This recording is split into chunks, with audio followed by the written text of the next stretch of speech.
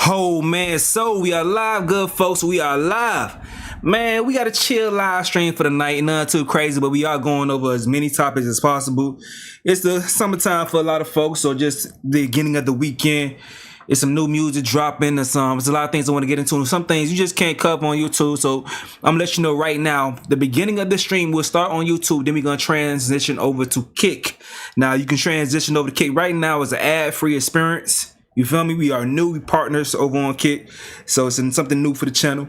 But there's a lot of things you gotta tap into. All right. So just to go ahead and get the ball rolling for folks that are joining the chat as you join the chat on the tube. Listen, man, it's a lot going on. I'm seeing some beef between rappers, athletes, and when it comes to the envy for streamers.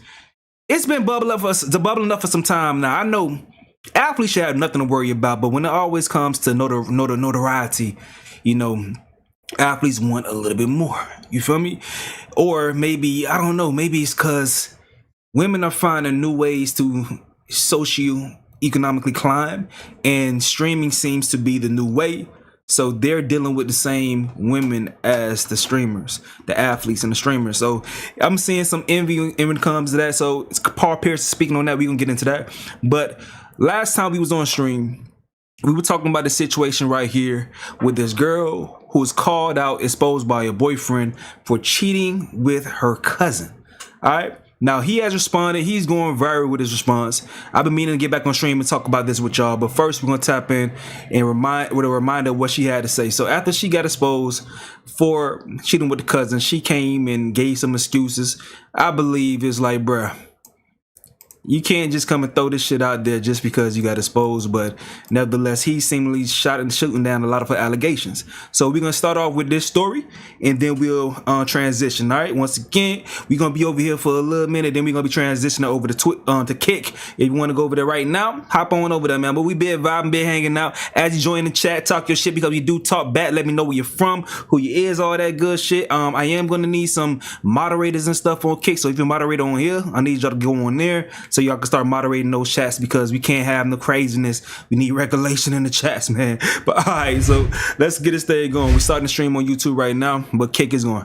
Weird, like that's her cousin. Like I thought it was on some normal ass shit. Like, you know, like I guess I didn't realize that they were sleeping on the phone together, that every time I would come near her she would go on mute or whatever. But that's not the point. She was in the shower and I heard her talking on FaceTime, so that was like a red flag. So I walked near that restroom, like this is my restroom, then there's like another room and another restroom over there. I walked near that restroom, the doors are locked, which was also suspicious because why are you locking the doors? But I heard her say the word gains, as in like gym gains, and I heard yams come out her mouth. And once I heard that, I'm like, who are you on FaceTime with and why are you talking about yams, my nigga? So basically, I have like a little cat litter box, but it's like a AI advanced $900 litter box that has a camera for some reason, and it's in her restroom. So I was able to connect to that shit, and I basically seen her at the mirror of her restroom with her phone. This nigga just single-handedly boosted the sales for cat litter boxes. Niggas ain't gonna have no cats in their crib, just cat litter boxes just in case. You know, motherfucking be like, I be cat sitting sometimes just to be on point. You gotta have extra cameras, man. Niggas gonna be on point now. Cat litter boxes, sales just went up. Plopped up. You know, the FaceTime shit was on, her camera was on, and she was on FaceTime just showing straight yams to that nigga. Like I'm talking about 360s in the camera, grabbing yams, just everything, bro. Just butt ass naked, bro. And at that moment, bro, my heart sunk, bro. I was like, damn, it's GG's. She just cheated on me. But that's not how it ended though. I'm not gonna lie, bro. Because I didn't want to make it seem like I knew and I caught her and she was gonna try to play victim. So I walked up to her room, I knocked on the door. I was like, let me see your phone real quick. I grabbed her phone and I noticed her like grabbing that shit, like, but like not really grabbing it in like a way where like she made it obvious she was hiding something. So I just grabbed it and sped walked to my room, and then I locked my door, and that's when she started banging on my door saying, Kenneth, open the door, give me my phone. Kenneth, okay, I have clothes on, can you open the door please? Hello? Kenneth! Hello? Kenneth! Please! Please, open the door, let's talk! You're actually like a psychopath, gang. Can we talk, please? Like you really are fucked up in the head. Please talk, please. Nah, gang, we're good. I'm good. Open the door. I'm good off of you, bro. Get on my house. Open the door. Get on my house, bro. Can I talk to you, please? Can I please open the door? Let's talk first. If this is it, let me just talk. No, this is it, gang. Okay, that's fine. Let me talk to you though. Can we conversation? I went through her notes. I went through everything, bro. And I seen tons of explicit photos from her and him. And then I went through the text messages and there was a bunch of weird shit going on, bro. Like she was talking about that nigga being boyfriend material. She was saying she feels a disconnect from Kenneth. She was saying all types of shit, bro. And honestly, bro, I wanted to crash out at that moment, but obviously I couldn't because I would go to jail. And you know, yeah, I'm a good civilian. I'm not gonna crash out over a girl, but it was sick to see, to be honest, bro. Like, I genuinely was throwing up. I'm not gonna lie, you could ask all my homeboys. I was calling them. I was in my restroom throwing up just nonstop, bro. Everything I ate prior to that, I threw it all up, bro. It was sick, bro. So, yeah, bro, that's some shit. That's some throw up worthy shit. I ain't gonna lie. That's some throw up worthy shit for sure. But yeah, so I just want to catch y'all up if anybody missed what was said before. Now, she responded, but he's responding to her response. So we ain't got to watch all that over again. But she was basically saying, yeah, I did this, but basically I was in a bad relationship anyway. So those things kind of like, you know, push me in this mind state that I needed, like therapy and all these things. And also, you know, really just not really fully taking accountable other than saying I'm taking accountability. Now, because people know that's like the buzzword, they just say I'm taking accountability. And that's how they say they taking accountability, which is not really taking accountability, but whatever. In it and check out. So this is his responses to her. Snippet of what he had to say.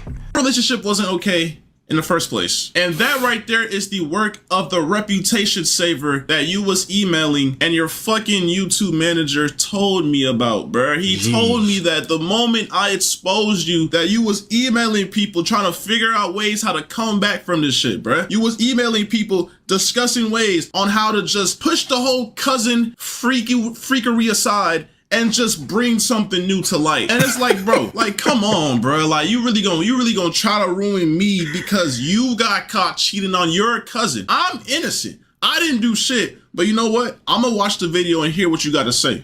I did see that shit pop up on Twitter. Like, she was basically emailing back and forth with a crisis management person that reached out to her. They solicited her business. And she was responding to them, trying to figure out a way to finesse this scandal. I lost myself in our relationship and I was in a very dark place at the time when I did what I did. I have to own up to what I did. I have to take accountability for my actions. And in doing that, I've come to realize that I need help for myself and for all my loved ones around. Okay, all right, yeah, we get that. Help in order to correct my mistakes, reflect on what I've done, and become a better person. But I would still like to come on here to share my story because regardless, I've done wrong and I did not have to go down that route and I deeply regret it. But there's more to my story, and there's a lot of lies and misinformation being spread about me. Okay. To farm more hate and negativity towards my name, and I would like to clear up a lot of things. First, I want to address the note that was released online. I did not have any involvement in creating it or writing. It was a shared note. Bro, on Apple phones, you share a note to somebody. You collaborate on a note. Both people, you have to literally like damn near like accept that shit. Am I tripping? It's a shared note. I went through your notes app and that shit was there. You have a bucket list with your cousin, bro. Like, come on, bro. Oh, the bucket list is what, the cousin? The cousin? So, I don't know if you guys seen the shared note shit, but she has shit on there like nut on the face and all these wild things that she want to do sexually. I didn't know it was a shared note. So, that's a new way motherfuckers be cheating and shit. I never did this. I never even thought about getting that. I don't cheat, first of all. I don't cheat. But people go to different lengths to cheat. So they use the notes app to share notes with people and have conversations like that. It's not going to be, from what I know, you're not going to get any notification from it, but you just go and check, and it's like someone updating the notes, and you can see the different things that's being typed on there. This shit's crazy. That's how motherfuckers be having messages and shit nowadays. So the notes app is something to check to see if someone's wilding out. But yeah. That's crazy. I didn't know the nut on the face. I thought that was her own bucket list. I didn't know she had that with the cousin. Was anything scratched off? Some of the stuff that's on there doesn't even make sense if he wrote it from his point of view. The internet is not that stupid. In any way. It was only shared to me. And I also want to make this very clear. I did not have any sexual intercourse with anybody outside of my relationship. There was a rumor going around that I was cheating my entire relationship and I've been doing this for months, which is completely false. Hey, first of all, hold on. First of all, there's clips on the internet of you literally confessing your love for your cousin. But back when I was like, I don't even know the age, to be honest. I was young. I was just hitting puberty. Me and my cousin, L story, yep, get we to the kind of had a point. thing. We kind of had a thing going. Just on task, what's good, bro? But like, it was kind of one-sided though. It was more so me. But like, I remember like, I had a big crush on this nigga because we were best friends. And at the time, being best friends with a guy when I'm just hitting puberty and like my hormones are a little bit like peaking, you know what I'm saying? I kind of associated him with that. Literally, like I'm talking about, I don't know how old this clip was last year, 2 years ago, but we've been dating for 2 years and some change. And you're on stream talking about how you have feelings for your cousins. You found him attractive when I was younger. You don't know if it was your hormones taking over, but now the fact that you cheated on me with your cousin, this means that every single time you told me that you left to go hang out with your family, that you left to Kentucky to go stream at the biggest world roller coaster in the world, that you was with your cousin. Because I mean, I have proof of that too. Like, damn, bro. Yeah, bro, you gonna be second guessing every single thing she did. Now, once you find out one time someone did you dirty and it fits, and you understand the way that they did it, you're gonna walk through all possible scenarios when you was fucked over. You're gonna make so much sense of shit. So yeah, now you're gonna think when she told that story, when she had the audacity to tell that story when you guys were together, which you should have looked at as a red flag in the first damn place. Now you're gonna be looking at many different things, bro. Like you was in the hotel room with your cousin. You kept on telling me you was going on these trips. You went to Puerto Rico with your cousin. You went everywhere with your cousin. And it's like, bro, like, oh, she was going on vacations with the cuzzo? But you only cheated on me recently, right? This only happened last month, right? Okay, but you know, I guess you just get to excuse that. I guess I don't know. Like I don't know if this is like manipulation, top tier rage bait or what. But okay, you know what? I'm gonna keep on listening to what you got to say. All right. False because it's only a recent incident that had occurred. I'm not trying to make anything I've done sound any better, but I think it's important that I share my truth because of the insane amount of lies that are being spread about me on the internet. Firstly, I want to clear up that I wasn't disowned by anybody, and I still have a great relationship with my mother. This was a fallacious rumor that was started by someone that I thought was a friend, and is completely untrue. My family does not agree with the choices that I made, but they're standing beside me as I continue to get help and work to better myself. I also want to talk about... First of all, even though I'm in the right 100% for leaving you and talking about how I feel because you cheated on me with your cousin, you know, your parents were literally calling me and threatening me to delete that video because... I don't know. They were threatening me with so much stuff that was just so uncalled for. And I don't know. It just seems like they're more biased to you than what's actually going on. Like, I think the fact that you're making this video right now and I don't know, man. Let me just keep watching the video, bro. I mean, that's expected. They're gonna be more biased to her. That's appearance. But she is who she is. Who do you think raised her to make her feel like that was okay or gave her that much leeway to think that was okay? The parents. The parents. Extreme that my ex was on, where he alleged that I did not want to publicly claim him and I wanted to hide our relationship from the internet. But in reality, in the first year of us being together, we actually had a popular couple page. And the real reason on why I wanted to go private was because at the time I had a lot of people actively telling me to leave him. Bro, like, it's honestly crazy how much, like, bro, I've never been in a situation like this, but bro, girls are really like manipulators, bro. And I wish I had iCloud Pro or iCloud Plus, bro, because I'm scrolling through my phone trying to bring the proof. This girl literally would make excuses not to post me because her fan base was majority guys. She kept on telling me that she had a lot of mods that would gift her subs and she would use them, bruh. She would literally use y'all, bruh. She would literally take y'all money and make, I don't know what type of operation she had going on, but bro, she didn't want to post me because of all her male fans. She didn't want to talk about me. I ain't gonna lie, we broke up like 5+ times in our whole relationship, and 99.9% of the times we broke up, she ran to the internet to talk about the breakup, to talk about whatever happened. And it's just so weird, bro. But the moment I do, when you actually do something insane, like cheated on me with your cousin, I'm the bad guy. Like, I'm the... You can't give a fuck, bro. You gotta just do that shit and keep it pushing. She gonna feel bad, oh well. But she cheated with a fucking cousin, bro. That's just unprecedented. But, yeah, though, it is something to that, though. It is something to that. When you in this entertainment game, especially as a woman, a lot of times it comes down to people either wanting to be with you or wanting to be like you, you know, and whichever way you lean more into, that's what you got to cater to as far as the audience. A lot of ladies, luckily, some of them, they just got to cater to the audience that want to be like them. But the ones who make content basically, you know, teasing men the entire time, those ones, they got to make content or feed into the audience that want to be with them, want to have sex with them. and it benefits them more if they seem to be available. You feel me? Bad guy. Because it was toxic. I also want to make it clear that any cousin or stepbrother or any content like that we made together was his idea, and he convinced me to do it. Say wallahi. Yo, like I said, bro, she did not want the internet to know that she had a boyfriend because it would make her lose followers. She kept on telling me that, and I wish I had screenshots from when, bro. I don't know what's going on my iCloud. I'm trying to get messages from like early 2024 to 23, but I can't, bro. But I promise y'all, she would not want to post me. You could go on her page. She never had videos of me. It was always me, bro. I literally kept on telling her, why don't you post me? Why don't you post me? And she confessed this one time saying, my followers are majority males. They would unfollow me. I would lose all my followers, etc., etc., etc. She's sick in the head, bro.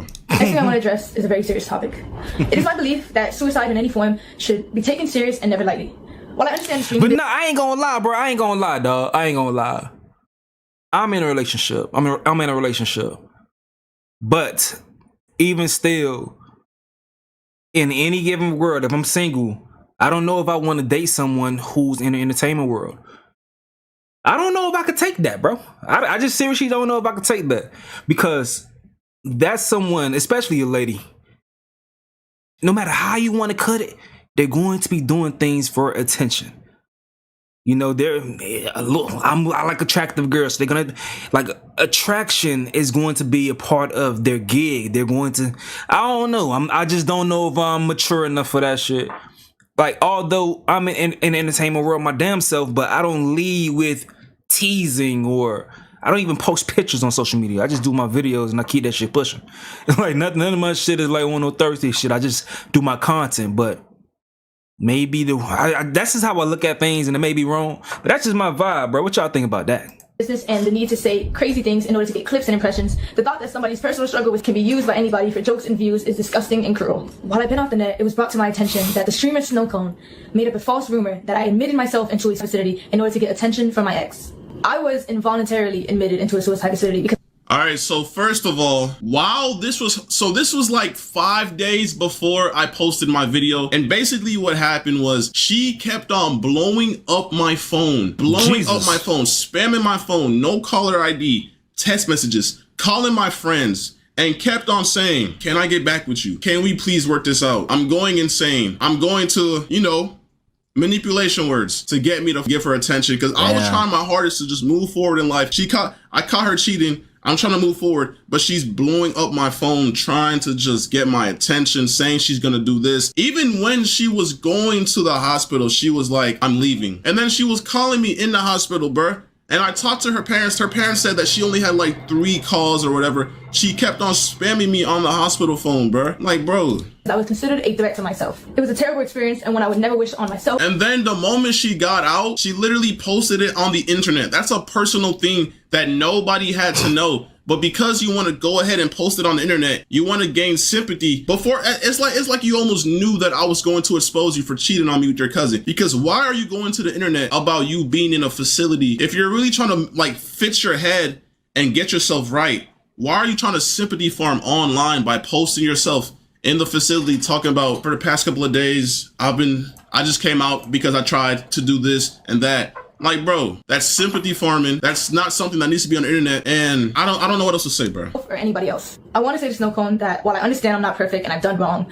regardless of the mistakes that a person makes, that doesn't give you or anybody else the right to belittle, lie, and create false allegations about somebody's health.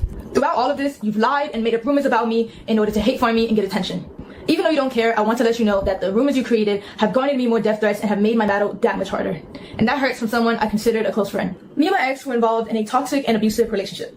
Toxic and abusive. Toxic let's and get abusive. it. Let's this talk is about what it, they always do. You see how the shift went from, I'm sorry for sending my cousin. I'm sorry that you had to walk in on me showing my bare ass and my bare ass cheeks to my cousin on FaceTime, to me and my ex had a very toxic relationship, and it was very abusive. But you know what? Let's see what I did. Let's see. Yeah, bro, because she said you beat her ass so bad she wanted to smash her cousin. And obviously your bucket list was to get nutted on the face. From a cousin. The same genes. The kids that would have been in the semen would have shared her Yeah. How abusive I was, right? Okay, let's see. When I was in love with him, I was blind to the harmful behavior and abuse that was going on. Our relationship was built on unhealthy emotional attachment, and I stayed because it was all that I knew. He was my first boyfriend. He was my first everything. You stayed because that's all you... Bro, there were so many times where I tried to get away from you. But literally, at TwitchCon, bro, I was in LA with my boys, bro, and you was literally calling me, telling me that you was finna, you know, and then like, bro, like, I don't know, like, bro, I get soft around that. I get soft with that shit because like, bro, I don't want to be responsible. I care about you. I don't want to see you do that to yourself. But when you're calling me, spamming me, saying you're gonna do that, bro, keep in mind, TwitchCon was in San Diego. I was in LA. She started saying she was gonna do that stuff, saying how sad she was. This was like when we broke up or whatever, back in like TwitchCon last year. And then I drove all the way from LA to San Diego because she kept on threatening to do that to herself. And then, bro, it's just a mess, bro. Like, I have tried to leave several times. Yes, this was a toxic relationship, but stop trying to put the blame on me. You did what you did, and now you're trying to change the narrative to make it seem like I was a toxic, abusive boyfriend. Like, how can you do that right now, bro? And I met him when I was 18, just graduated high school, and he was 21. There's two sides to every story. I met him when I was 18, just graduated high school, and he was 21. First of all, you was a freshman in college, and I just turned 21, and I was literally a junior in college. Okay, now I don't even know why that like you trying to make it seem like I was pedo, like no, I did not mess with you before you were 18. I messed with you after. Once you were in college, bro. Like what's going? She She's trying to make that boy sound like a pedo. That's crazy. What's going on right now? Like you're trying so hard to make me look weird and to shift the focus, but bro, stop it, bro. It's not gonna work, bro. Now we're gonna leave this one at that, fam. The next story we got. Oh man, nah, but it's some more in this shit, dog. He broke down some more stuff. Where's he talking about that part? We gotta get to that, dog. Cause he gets to talking about the abuse allegations. I want to find that part, and I kind of got to be careful when he talks about this because she said that basically he took advantage of her. He took advantage of her, and it got messy and bloody. All right, she's not making anything any better at all, bro. What's good though, dog? So I'm trying to find that part. I'm right not there. trying to have sex because I believe there's more to just every other girl. I would punch things, my nigga. I'll touch her, girl. I have African parents, and I don't fuck with that shit. We had a lot of arguments throughout our relationship, which was normal, but what wasn't normal was the verbal, mental, and physical abuse that he subjected me to. Hey, by the way, y'all notice how she's reading the script, right? Yeah. Like, can y'all, like, I wish I could just zoom in on her eyes. These soulless, evil eyes. And just I peeked that shit first quarter. She looking over to the left-hand side. see the fucking script on her PC screen, bro. This is sickening, bro. Like, these niggas really emailed her talking about, we gonna save you. All you gotta do is sign your soul away. Her soul is gone, bro. She's reading off a script they orchestrated a whole story to bring me down. It's sick. He put me through a lot in the past 2.5 years of us being together. He even forced himself on me at one point. Say wallahi. Yo, hold on.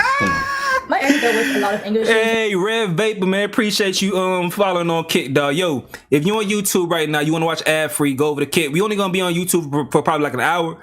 Kick has made us partners so we could, watch. We can do anything. Well, not anything, but everything that I want to do streaming wise, I could do it over on Kick. Watch, looking at music videos, sports, different things like that, and talk about what I really want to talk about without being, controlled too much. You can have more fun over there. So go over to Kick, ad free, just click the link and have fun over there with me, dog. But let's keep watching. He would often use me as Okay, no. And make sure y'all follow on Kick too. First of all, I've never forced myself on her. I've never put my hands on her. I've never done any of the sort, my nigga. First of all, this girl was literally like, I don't know what's the word, like over sexual or like overly freaky. But bro, she literally would force me to drink. I've never drank or smoked in my life until I met this girl. I have African parents and I don't fuck with that shit. I remember there was a time, she even forced me to get my matching tattoo. There was a time, I think it was at the tattoo shop or whatever. I was on a double date. It was me, her, and two girls. They were gay or whatever. And bro, she was getting on me because I told her I did not want to smoke and drink, bro. She was literally in the hallway crashing out on me because I did not want to smoke and drink. This girl was a bad influence, always trying to force me to smoke and drink every fucking time she seen me, bruh. Cause she didn't know how to do anything, process or have fun without that shit, bruh. Like, I just don't fuck with that shit. I don't fuck with smoking or drinking, but you know, I just thought, you know, she's my ex or whatever. At the time, she was my girl, whatever. I was like, you know what, bruh? Fuck it, bruh. She wants to do it, then fuck it, bruh. I'm gonna do it with her. But I never did that shit just to do it, bro. I don't fuck with that shit. This story reminded me of one of my exes, dog. I used to have an ex that was just too wild. And I remember one time, like, as he was telling this story, a picture of the argument is coming into my mind of me not wanting to do some shit and my ex really getting upset with it. And I'm like, wait, you getting mad about this?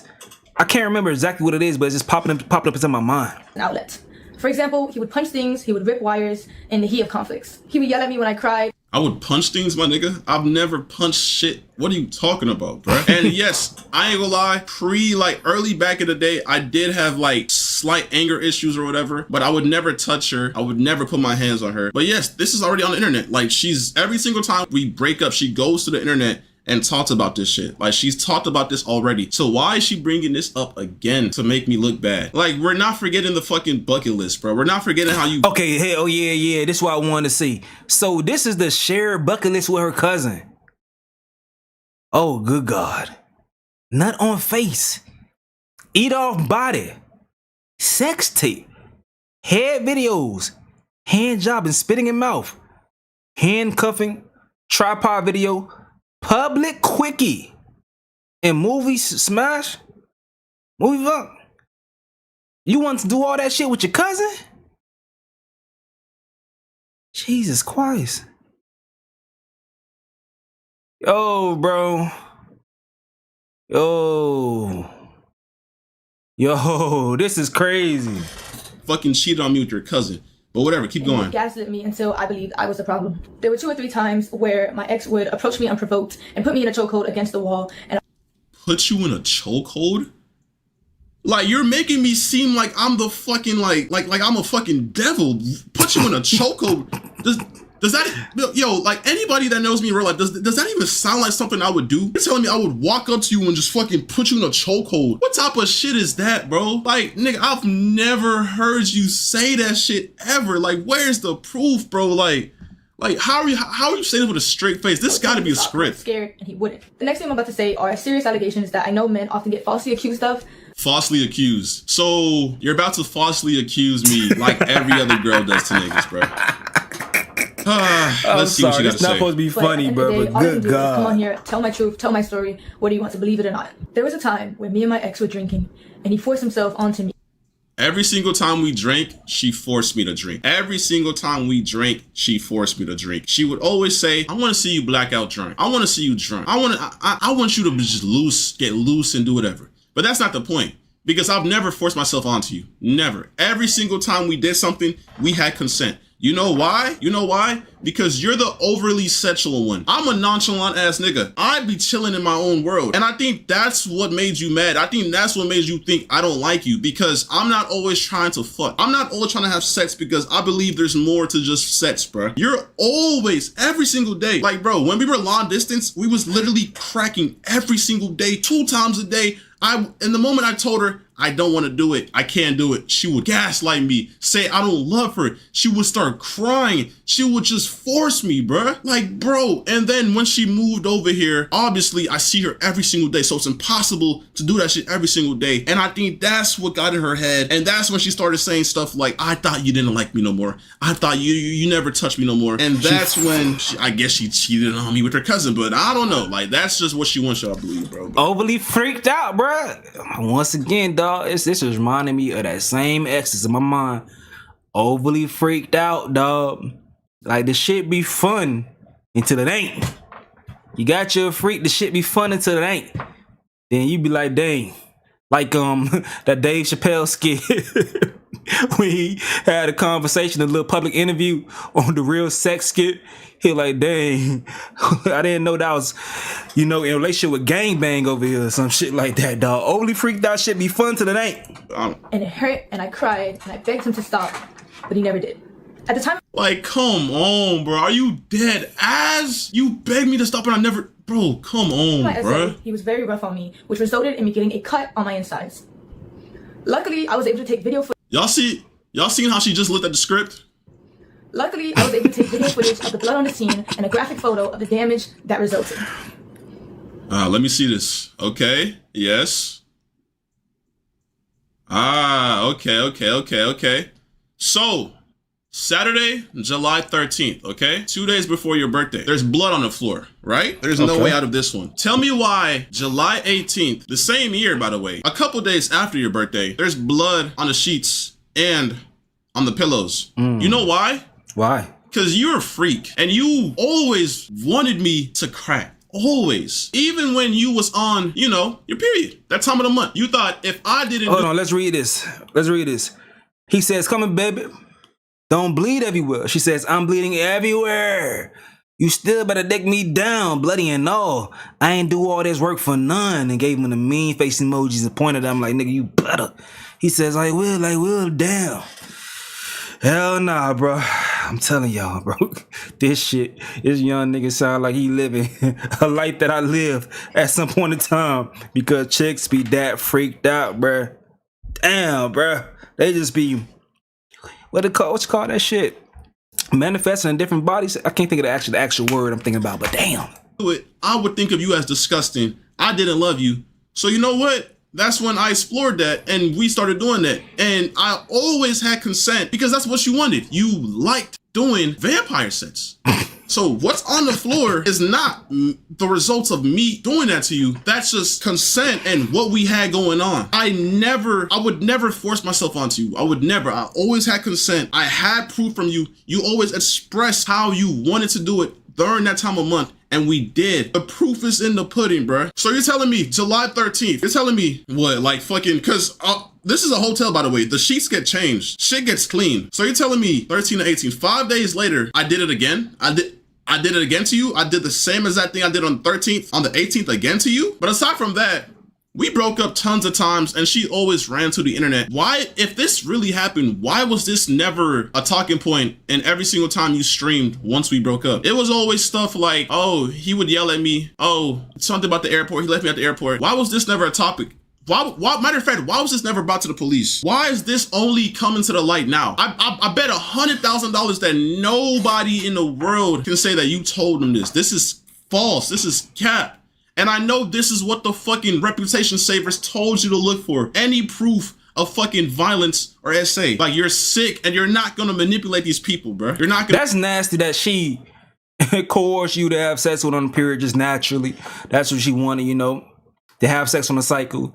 But then repurpose the photos to make it seem like you forced yourself onto her. That's sick. Only few people would do something so sick. You know, someone out do something like have sex with their cousin or something, you feel me? Sick.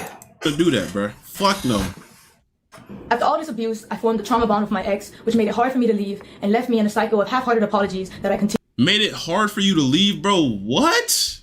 continue to accept. This was a memory of mine that was heavily repressed because I didn't know how to process it at the time, and I was very oblivious to what a healthy relationship was supposed to look like. After 1 year of mental torment and trying to get my ex to change, to no avail, I left. Here's proof of my ex admitting to his anger issues and admitting to the abuse that led to the fallout of our relationship. This was like our first breakup, by the way. We have like 4 more where I broke up with her and whatever. The letters that he wrote for me where he confessed to his abuse and confessed to the wrongdoing. By the way, this has nothing to do with you cheating on me with your cousin, by the way. This has to do with me trying to get you back after the first time we broke up because I had anger issues. And I agreed that I would yell a lot, but I've never put my hands on you. Never did that. Never. Okay. I just wanted to hear them say that clearly. You know, I wanted him to clearly say that I never put my hands on you. All right. I also have a screenshot of a 20-minute confession where he confessed to his wrongdoings, and he made it for me in order to convince me to continue being in a relationship with him. I tried to reaccess the link in order to showcase a video for you guys today, but it was sent by him and it was privated by him, so I no longer have access to it. My ex often tried to use money as a way to avoid responsibility for his shortcomings.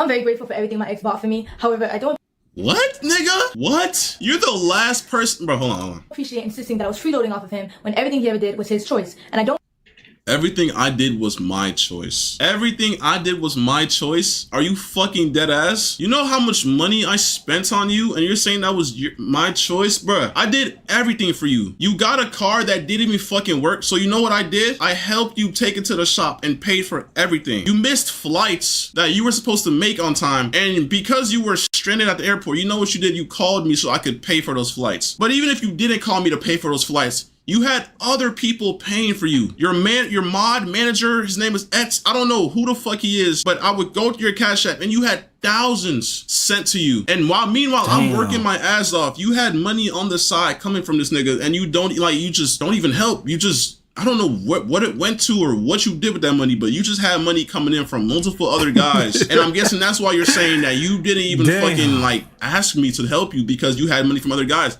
But the whole time you was asking me to buy you food, you asked me to buy you this, take you there, buy you flights, take you to Universal Studios, $2,000 trip, by the way, pay for everything, flights, everything. But okay, all right. I believe a relationship should just be reduced to illicit expenses either. Monetary value does not disregard toxic. Nigga spending $2 for Universal?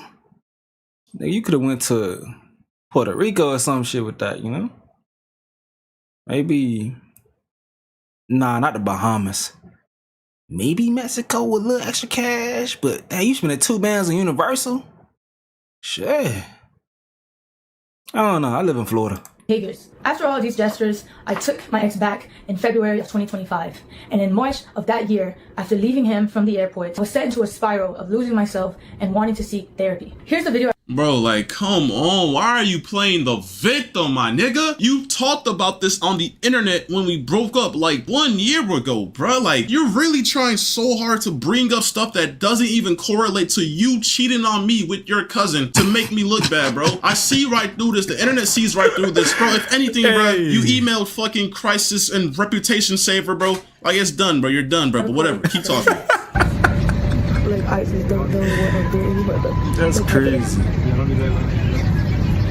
I feel like, bro, this doesn't show nothing, bro. Like, bro, yes, we've broken up many times and you went to the airport, but every single time I would come and bring you back, that's like, we was toxic. Yes, we had a toxic relationship. The internet already knew that. You brought this to the internet many times. There's clips of you talk about me, lying on me already, bro. I'm sorry, it's just so like I'm glad. I ain't gonna lie, dog. One thing that maybe because I never been in a public relationship like this, so maybe I just don't know. But I've never been like lied on like this post breakup about anything. Thank God.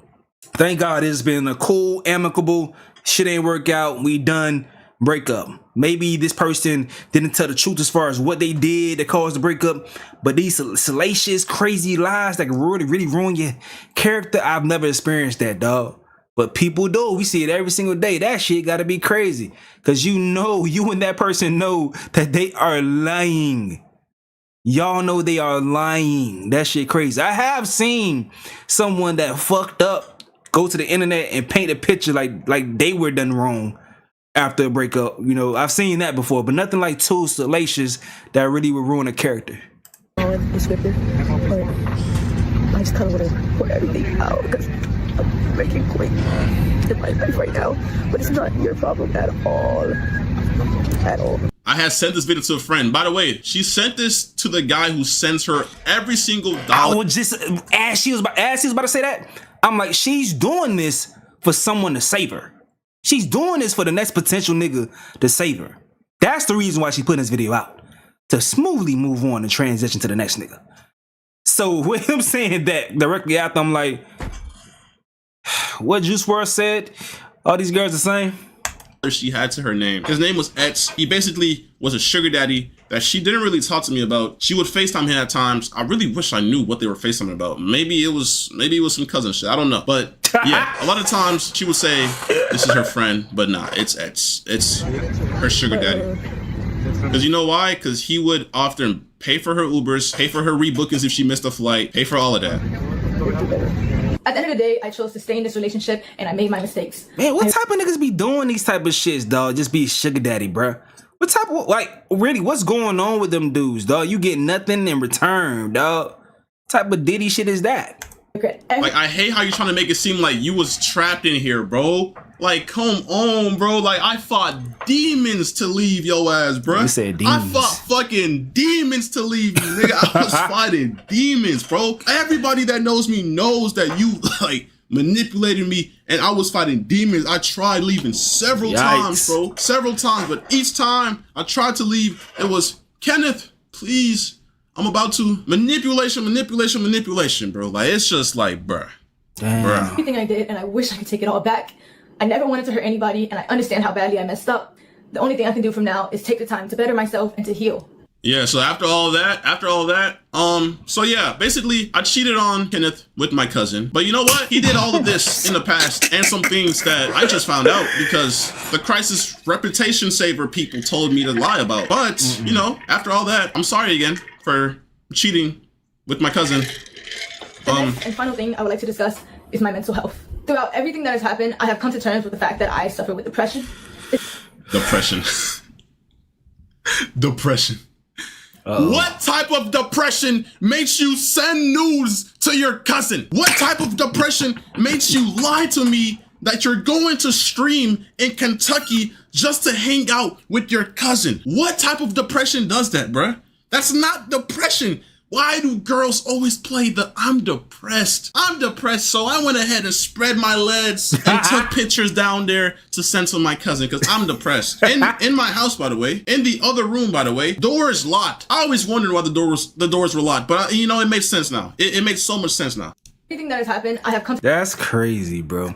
That's crazy. And yeah, mental health is real, but too many people with the knowledge in that, use that shit as a trump card to excuse their crazy, wild behavior. Like, nah, son, you gotta have some type of accountability for the bullshit that you've been doing. You just can't say my mental health is off. You can't just say that, dog. It gotta be something that has to be done. You got to sit in that shame. You gotta sit in that shame, bro. I chose to stay in this relationship, and I made my mistakes. I regret everything I did, and I wish I could take it all back. And yeah, what's good over here, man? What's good? I never wanted to hurt anybody, and I understand how badly I messed Not a single tear in those eyes, by the way. And she's reading a script. up. The only thing I can do from now is take the time to better myself and to heal. The next and final thing I would like to discuss is my mental health. Throughout everything that has happened, I have come to terms with the fact that I suffer with depression. It's a battle that I've been unknowingly fighting for understanding myself. They need when they need it, and it can often lead to self-destruction multiple times. And the only reason I'm here right now is because I felt helpless, and every day I would struggle with finding a reason to continue to live. I often felt like the world would be a better place without me. The suicide facility that I was admitted to, fair and inhumane treatment that these people receive. Like, bro, you really trying to sympathy farm, bro? That's what she's trying to do, man. I'm gonna let him rant one more time, then we're gonna move on to the next topic. But I'm gonna let him rant and get this shit off because this shit is insane. By the way, YouTube, we are live on Kick right now. This stream will eventually move over to Kick Vibes. All right, because Kick ad free and we partnered over there, and we're gonna be vibing up and turning up, covering a bunch of different shit. Also listening to music. I can't listen to music on YouTube. I can listen to that shit on Kick and no ads. So click the link right there in the chat and come over there right now. No ads. We big vibing. I'm the victim. God, bro, like, nigga, I'm the victim. Even in the height of the situation, I had a calm voice catching you cheat on me. I didn't put hands on you catching you cheat on me. I didn't do nothing. I told you to leave my house, and that's what you did. Like, I'm not the bad guy, and you're not gonna sit here and put all these false allegations on me and make me seem like I'm the bad guy, bro. Like, it's fucking sick. And from my experience there and my own personal journey, I've been very motivated to advocate for better resources and more attention given to these people to assist them in getting the proper help that they need. I understand that my actions have consequences, and I also understand how the internet works. So I knew the hate was inevitable, and I have no problem with facing that. However, I do want to remind you guys. By the way, the moment I posted that video, you deleted all your accounts. That video. You started sympathy farming on your Instagram story, posting about how you was in the facility and how the facility treated you so wrong. And then you started texting people saying, yeah, life has been tough, but you know, you just never really came to terms with what you did, which was cheat on me with your cousin. And I still think even now you believe you're in the right. I still don't think you like fathom what you did. Like, I think this was just a way to try to fit your PR, but I just think you dug yourself a bigger grave with this one. You should have just I don't know. Guys that I How you partner? Twitch reached out to me because of my YouTube following. am still a human being, and I don't think anyone deserves the immense cyberbullying and the non-stop death threats that I've received in the past few days. I do believe that bringing all of this to the internet and the way my ex did was completely wrong and Every single time we broke up in the past 5+ times, you brought it to the internet. You're the streamer. You literally go on live and tell them everything, every single thing I did. Bro,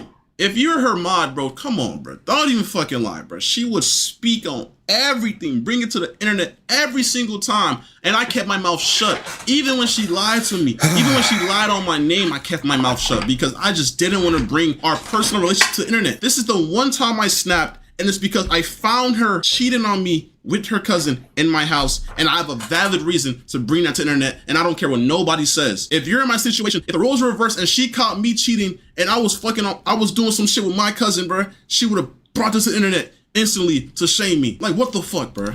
Bro, listen, if you did this, we wouldn't hear the end of it. You will be on Shade Room every fucking day. This whole story we broadcasted. We wouldn't hear the end of this shit, bro. You are valid in what you doing. Everyone sees through the bullshit she doing. I don't want to hear any more of this fucking case. Court adjourned. She's fucking wrong, and she's tried to go ahead and use the crisis management team to act like she ain't do shit wrong and blame it on you. And all that shit was bullshit as damn and his damn self. You good, bro. You good. I don't want to hear no more of this shit. This sick shit. We're cheating with her fucking cousin. That's crazy, bro. That's crazy.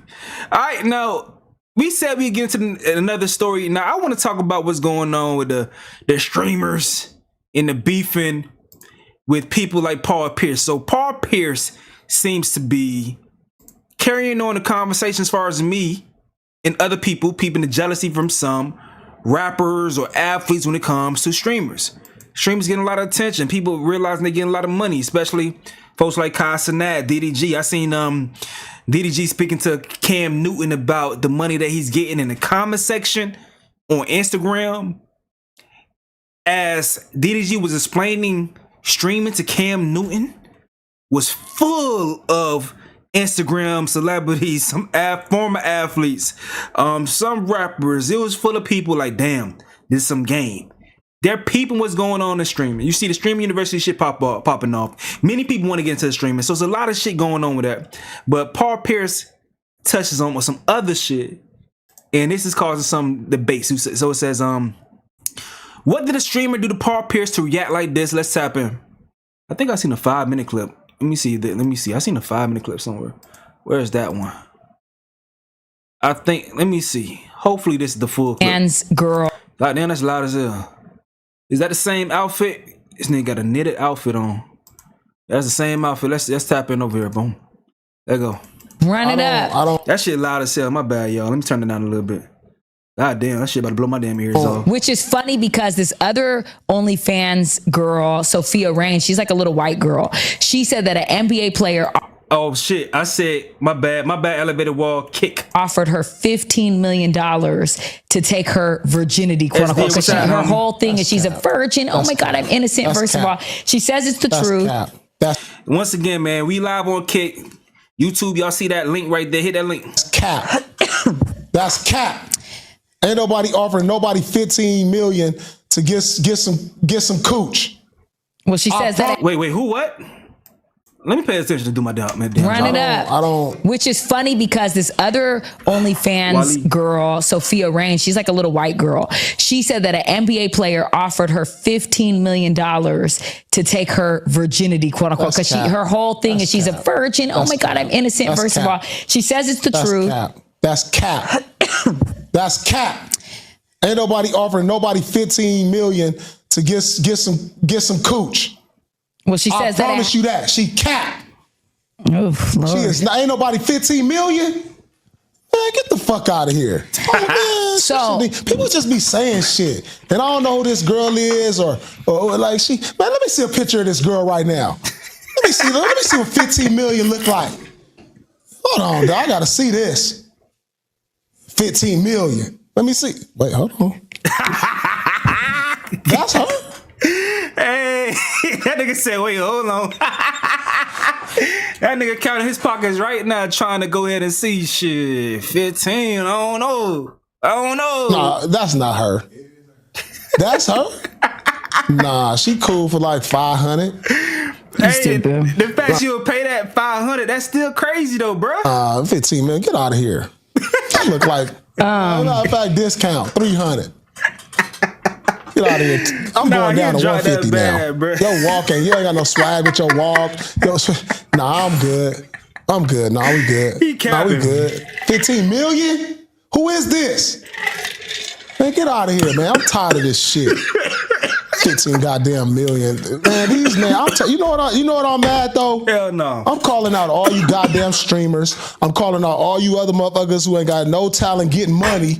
This is what y'all doing because y'all really nerds in real life and y'all going out here spending money on these chicks because y'all couldn't get them in real life because y'all weak. And y'all only popular because y'all get money off of this and that and y'all ain't got no game. So y'all go out here and putting the price of a girl up to a certain level. Wait, hold on, bro. This is the original, like especially basketball players because basketball players ain't usually where I'm from. Basketball players ain't like the football players where I'm from. They be like sheltered and ducked off. You feel me? Football players be in the trenches outside and shit like that. So they're more like, normal niggas. But the athletes, like the basketball players, this sound like y'all story as far as not really having real interpersonal skills with women. So y'all need to go ahead and spend all the money possible to get the women that you actually wanted without in a real game. This sound like y'all fucking story. How you gonna flip it onto the streamers? So where now you got all these girls out here thinking like they can get dollars like that. That's why she said that shit like that when you got cats out here like, hey, yeah, give you 100,000, $2 million. Man, that shit is weak. Y'all need to slow y'all roll. I know motherfuckers, I ain't mad at y'all getting y'all money, but like y'all driving the price up too much to where y'all got these girls out here all in their head thinking they could just like, it's squares out here. It's real squares out here y'all following. Really. And they paying these females hundreds of thousands, millions, and gassing them up. So now motherfuckers come out and they like 15 million. Yeah, all right. Here a pack of gum. Now, what you think niggas been saying about your teammates, though, Paul? What you think niggas been saying about your teammates all these years? Like, y'all been the biggest licks in all the industries. Y'all niggas been the biggest licks. Like, what you talking about, bro? That's crazy, dog. You just mad that other niggas getting money. And you trying to invalidate their ways of getting money to play the same games that y'all playing. You just want the hoes to yourself. That's all that mean, bro. You just want the hoes to yourself. What you talking about, Paul? What you talking about, bro? And it's crazy. The thing about it is, bro, why your feet out, first of all? Crazy thing about it is a lot of chicks gonna watch this video and they probably thinking today in their head as far as how much money you spent to get them and shit like that. You feel me? Paul, you talking crazy. Take that. If you don't want that, get out of here. I ain't rolling, dog. This world is all fucked up. There's too many nerds getting money. And getting too much money. And this is what they doing. And that's why these girls is acting like that. That's real talk. That's what I see. That's real talk. It's real lames out here getting money because they're in front of a camera and everybody following them. They follow their life. Who are y'all? I don't care. Y'all come say whatever to me. Pull up on me. That's crazy. Y'all lames. Because this is what this is created from y'all. He's mad. You influencers, you streamers, and now you got y'all paying these females, and this is what we get. A girl saying somebody offered them 15 million. And that's real talk. I don't care what nobody say. That's what it really is. Prove me wrong. Because, come on. Prove me wrong. It's lames out here with money, and that's why the price is going up like this. Because if you didn't have no money, you really can't be hanging out with these bad ones and being in the club in the section. You got a cat over here. He don't even know how to dress. He over here got glasses on. He looking lame, but he in the section. He got 20,000 in bottles. So now he cool. Man, get the fuck out of here. Y'all still lames to me. Get out of my DMs. I ain't doing no interviews with none of y'all. I ain't going on nobody's stream. Get out of here. Y'all lames to me. Let's go. What's the next topic? Get the fuck out of here. So it's my first time seeing this full clip. This nigga really was mad. Someone fucked his bitch and raised the price. They priced his ass out. That's crazy. So going back to what I was talking about Diddy. Yeah, Flute 93. Yeah, he just thought he can't afford. He can't afford anymore. Boundless says he just said she good for 500K. Facts though, man. What the hell you talking about, Paul? Shit. Got me sweating. I'm hot in here. This nigga mad. He really mad. I can't stand that shit. Motherfucker talking about 15 million because you get the fuck out of here. I don't know what kind of era this is, man. I'm ready to cross. I'm ready to see what's next. This nigga really mad. Get me out of this life. This is stupid as fuck. This is crazy. So I didn't think he was going really back mad like this. to what we were talking about with That's real shit, though. Diddy and Daphne Joy. I need a napkin or something. I'm sweating now. That shit turn me up. I can't believe a nigga. I can't be a nigga in the league. 15 million. What the fuck? You gonna bust in 2 minutes and you 15 million? Get the hell out of here. Yo, need to mind you, y'all gotta remember how Paul Pierce lost his job with ESPN for being with some hoes on the stream, showing ass and shit. Looking like you definitely paying them hoes. This nigga really was mad, bro. This one of the times that the captions didn't allow in the video because, like, I love doing live reactions to shit. So I like waiting and holding off sometimes to some crazy captions. But I didn't expect him to really be pissed the fuck off. He was really mad. Now I seen some streamers reacting. I seen Platboy Max say some shit. What do you have to say on this shit? Calling out all you goddamn streamers. I'm calling out all you other motherfuckers who ain't got no talent getting money. This is what y'all doing because y'all really nerds in real life. What's good, man? American Gok Dong. What's good over here on Kit, dog? Hey, man, if you on YouTube, join up on Kit, dog. We gonna probably be over here probably like 45 more minutes. We been vibing on Kick probably for hours tonight. We hanging out, going through a bunch of topics. Ad-free experience. Go over on Kick right now. The link is in the chat. It's pinned in the chat. And y'all going out here spending money on. But let me run this back. This is what the streamer Platboy Max had to say in response to Paul Pierce crashing the fuck out. I'm calling out all you goddamn streamers. I'm calling out all you other motherfuckers who ain't got no talent getting money. This is what y'all doing because y'all really nerds in real life and y'all going out here spending money on these. Nigga, your ass ain't even get a farewell tour. Fuck out of here, nigga. Fuck is you talking about? Chat, I'm not gonna lie, bro. Oh, Steph, what's good? Just be dick riding, like. Oh, Steph, what's happening? On streamers, like, bro, come on, bro. You're just putting niggas down, bro. Come on, man. Because y'all couldn't get them in real life because y'all weak. And y'all only popular because, y'all get money off of this and that. And y'all ain't got no game. So y'all going out here and putting the price of a girl up to a certain Wait, level. who do this, though? What streamers be tricking? Man. Streamers, like, the crazy thing about it is, why he's so stupid, low-key streamers ain't even got a trick. The collaboration is the trick. The collaboration is the trick. It's sign up for a Twitch account, Kick account, YouTube, whatever you gotta do, sign up for an account, do a collab with me, hang out with me, and that is the tricking because I could change your life from just being on the camera with me. That's tricking. You ain't even gotta spend shit. To keep it G, only reason niggas may spend shit is to throw out bait for more hoes. That's the only reason a nigga may spend shit and he gonna do the shit on the camera. The collab is the trick, but you niggas, y'all don't understand that game. Also, nigga, if you want to blame anybody for this, put this on the rappers. I'm calling out all you goddamn streamers. Jerry, what's happening, homie? I'm calling out all you other motherfuckers who ain't got no talent getting money. This is what y'all doing because y'all really nerds in real life and y'all going out here spending money on these. Nigga, your ass ain't even get a farewell tour. Fuck. Flu says he must be talking about Neon, Aiden, and the other annoying kid, Jack Dorothy, what his name is. Them niggas don't even count. He probably is talking about them, but them niggas don't even count. And those probably dudes that was spending that bread on Sophie Rain. Those probably are the dudes that was spending that bread on a chick like that. But them niggas don't even count when it comes down to the conversation. Them niggas just like, they fooled out here. They fooled out here. Now I seen Academic Sauce. But yeah, niggas like them, they're fooled out here and everybody acknowledged that. And they're not even part of the conversation. Them niggas like chicks and not like y'all know what comes to some chicks. They live their life, when I used to be outside, my backsliding days, going to strip clubs and stuff. it'll be some chicks that would just, some strippers that would just, when niggas ain't throwing money for them in the club, but I'm sitting there vibing in my section drinking, they will come and sit on my lap and chill and wait until other niggas throw money in the club. So with that being said, some chicks are gonna fuck with you because you vibe and you cool, you look like you smell good, dress nice, in shape, and all that shit. They just gonna fuck with you because of that. Other niggas, it be strictly business. So I think there is some niggas who are licks. They all out here that are walking licks getting money. And if you are the nigga that you say you are, Paul Pierce, then this shit wouldn't affect you at all. You would have nothing to worry about. You have nothing to worry about.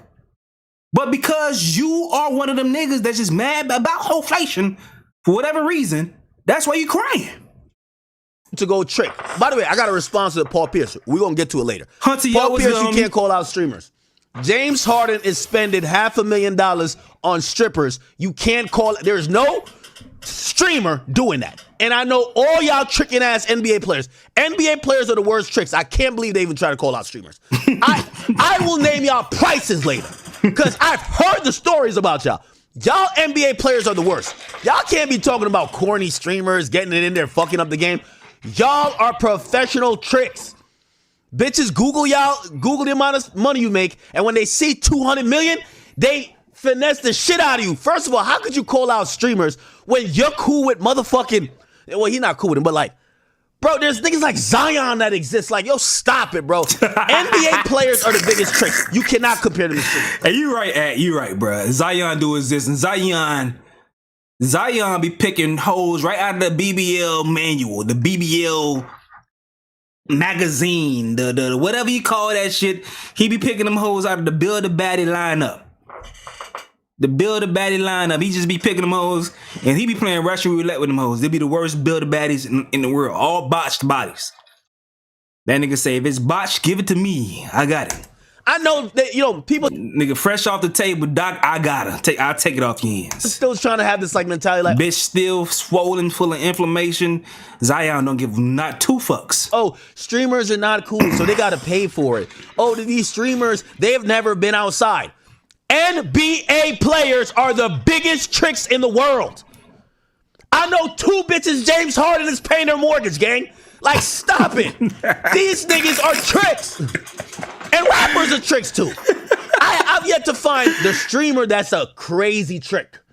I've yet to find that. How is Paul Pierce talking about streamers?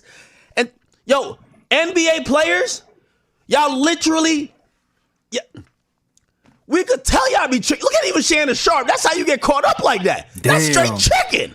Damn. Bruh, you're not catching no streamer. Like, you could go with this whatever, like, oh, streamers are lame shit, because that's what they really want to say. So everybody's mad that streamers are moving it on the motion they got. I get it. But there's no streamer that I know that is paying the prices that y'all are paying for vagina. Bro, hey, y'all buying houses, paying mortgages, buying bitches whips, all type of shit, my nigga. It's sad and it's sick, and I can't believe that NBA players trying to act like they're not the worst offenders of all. They got the most money to give. Them baseball players, they got a lot of bread to give. But yeah, Paul Pierce on some bullshit, dog. Paul Pierce on some bullshit. But hey, Paul Pierce, what's I haven't heard a good Paul Pierce tape. The Megan Thee Stallion tape was a pretty decent tape because he was keeping it real with his co-host. But yeah, this how this nigga lost his job. This how this nigga lost his job. This right here. Being a dumbass nigga when it comes to females and shit over here doing stuff like that. But hey man, I feel you. Niggas be butthurt over females. That's how it go down sometimes. But it was some other shit I want to get into. Oh, yeah. Alright, so speaking of Act did start an interesting conversation about this envy that rappers have for streamers, dog. And I seen it coming a while ago when I seen Low Shimmy. Shout out to Low Shimmy down here from the crib, South Florida, Broward County. I'm from Miami, but you know it's love to the 954.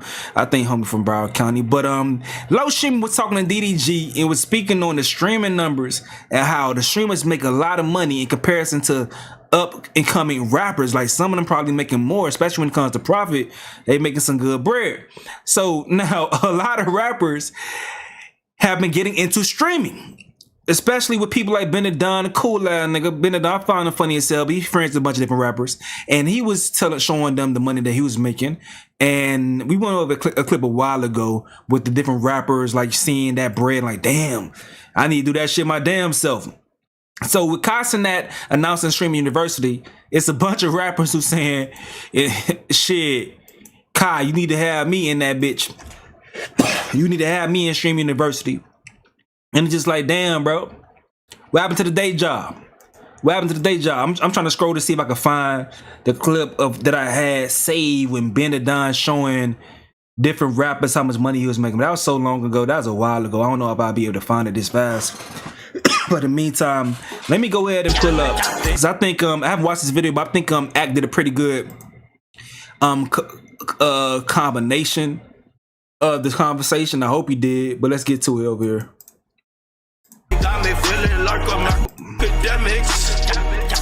Oh, let me watch this. Kai Cenat, hey, say Kai Cenat, man, I ain't got too much to say, man. I'm at the airport and shit, my guy. Hey, look, buddy. Lil Sean, what's good? Being, what's happening? Well, you love me. What you mean you love me? Shout out to folks on Kick, man. Y'all on YouTube, we live on Kick. We gonna be live for a little bit longer on Kick. I need y'all to hop on over there. I mean, we gonna be live for a little bit longer on YouTube, but y'all hop over there. Homie says, I can't stand Act, but he's not wrong. The rappers and athletes are 22, and most elite athletes haven't been outside either. They've been doing sports their whole lives. Exactly. And I know this. They don't, unless you, like, I would say once again, football players, no one coming from where I come from, a lot of football players, you be outside for a good amount of time, but it's not a year-round sport like it used to be. I don't know, these just may be different nowadays, but when I was younger, football was a year-round sport, so you had time to be outside and vibing, because you need to let your body heal so you be having fun. If you're not doing track or basketball and shit. But other sports, you got to be locked into that shit year-round, so you're not really building interpersonal skills or learning game and shit like that. You really locked in to make it. You feel me? It's different. It's different. They be sheltered. Some of the kids, you gotta get so much skill or training to get good at the sport that your parents more than likely makes a decent amount of money. So you already in a different type of neighborhood. So you may be a little wet behind the ears to certain environments and certain crowds and shit. So that's even another layer onto it. It's just so many layers why Paul Pierce, his whole case, whack as fuck. But I want to get into this topic right here to keep this shit going. But let's keep this shit pushing. Man, let me Lil Sean, what's happening? I'm good though. I'm good. Streaming University. Appreciate that subscription. Yeah. But your homie asked me to get into Stream University. My guy. Hey, look, buddy. Man, let me in that motherfucking Screaming University, buddy. Yeah, man, I'm trying to turn up for the summer. Let me in the motherfucking me screaming, huh? Yeah, let me in the Screaming University, Kai Cenat. Kai Cenat, baby. Oh. Rappers, don't do it. Don't do it. It's Sean Cotton from Say Cheese telling rappers to not get into streaming. Don't look. Rap, and this is no hate to Kai Cenat, right? This is why rap is dying. Don't do it. Kai Cenat, he just launched Streaming University. Everybody's trying to get in, and I get it. It's a huge platform. No hate to Kai Cenat. Genius. He's amazing at what he does. He's made a fortune off of what he does. Rappers, don't do it. This is why rap is dying. Because everybody is cashing out. Everybody is selling their soul. Everybody is giving into stuff that they really don't want to do, but they have to do it because of rap, because rap is too slow. But the thing about it is though, bro, like, to put my own 2 cents in, these niggas don't care about rapping, bro. This shit is a hustle to these niggas, dog. It's just a skill that they learned because they understood the economy and they wanted to go ahead and sell. They wanted to go ahead and enter that business model. They don't care about rap. They care about the hustle. And if that hustle ain't working, they can go ahead and switch hustles. So telling them don't do it, that shit ain't gonna mean nothing to the nigga that just wanted to make money, bro. And it's a lot of niggas in this game, you can tell by the art that they're putting out that they just want to make money, bro. So you ain't saying nothing to them, bro. To the people that really love music, it's gonna make sense in that sense. You feel me? But some niggas, you not saying nothing to them, bro. They just want to make money. Don't do it. Y'all look like losers. I'm seeing all these street guys. Tag Kai Cenat, the same people, the same genre who used to hate on bloggers, hate on streamers. Now everybody wants to get in. Don't do it. It's a ceiling. You're gonna hurt your rap career. You do it, your rap career is over. If anything, I tell Kai Cenat, I'm gonna keep it G, bro. I tell Kai Cenat, don't do it. You are going to ruin the vibes for certain streamers because you're gonna just create the same. I don't know how to articulate what I'm thinking in the right way, but you're gonna create the same social stratosphere that's going on in hip hop and bring it over to the streaming world when you want the streaming world to feel much more like normal people that's relatable, where rap has a lot of ego involved into it. So you don't want to bring that dynamic over into the streaming world because the reason for Streaming University is to have the bigger streamers collaborate with the small streamers and everyone make great content together. Rap just has ego embedded into it. I don't think that's gonna work. Over it. I disagree with Sean. Sean, fuck with you, I disagree with you. Yo, I'm gonna be honest with you. Yo, you notice these rappers don't even go live no more? Bro, these rappers can't get like 2,000 people to watch them do nothing. I'm being honest with you, like rappers are competing with attention for so many people, streamers, like TikTokers. I beg to differ that rappers just aren't that famous anymore, right? Like I'm not disrespecting nobody, just like, so I seen Polo G, right? Polo G also kind of commented on it. He kind of stream of you, man. Bro, I got 160 viewers because I'm a up and coming streamer. First off, get off my dick, please, and thank you. And it's NBA Live. People watching the game, man. I can't compete with it right now. Calm down, please. For them grade, I'm gonna get busting around like 9 o'clock. So, and by the way, I don't think there's nothing wrong with whatever you said. Instagram. Oh, they have another Stream University this year? They is? I ain't gonna go to that one. I'll probably go to another one next year. Yeah, he did. I'm still an upcoming streamer. Man, I'm not going to stream with you, man. So Polo, man, I ain't gonna lie. I'm disappointed with how Polo G has been treated. I think Polo G is talented. I think although his flow sound the same, I don't have an issue with people that sound like themselves. As long as he not sound like somebody else, he sound like himself, I don't mind that. But I don't like how his career is going as far as his relationship with the fans. It's like it became disconnect some type of way. I don't know how that happened, but it became disconnect, dog. And it's sad to see. And I don't think he should be doing no fucking streams. He should be fucking focusing on music. The first project or the last project you didn't work out. Oh well, go back to the drawing board, put out some more music, man. Grind the music, dog. Grind the music. But I get if you want to sit and vibe and connect with your people, connect with your fans on that shit. But to be trying to bank on streaming, nah, man. Nah. No. I'm trying to be nice to y'all whereas next year. I'm not doing that shit, man. I fuck with photo. You see, I got that's a little AMP stick on my door. Yeah. Polo G's like one of the first rappers that I seen fuck with Kai Cenat. I put photo shit. I'm trying to see the video. I'm trying to get like Big Bro and them. I'm trying to get like Big Bro and them over there. Shit. Yeah. Me and Squad take a picture like that. Can't find that. We the top streaming group. I don't know what we gonna be called, but we could be TTG. They AMG, we TTG.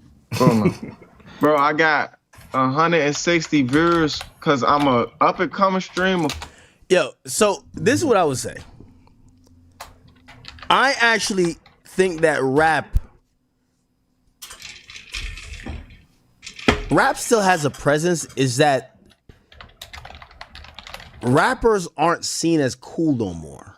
So part of the way that rappers used to captivate audience is either by mystique or this cool factor where you feel like they're the coolest person in the room. Tippy was good. I don't think that exists for anymore. Sedan.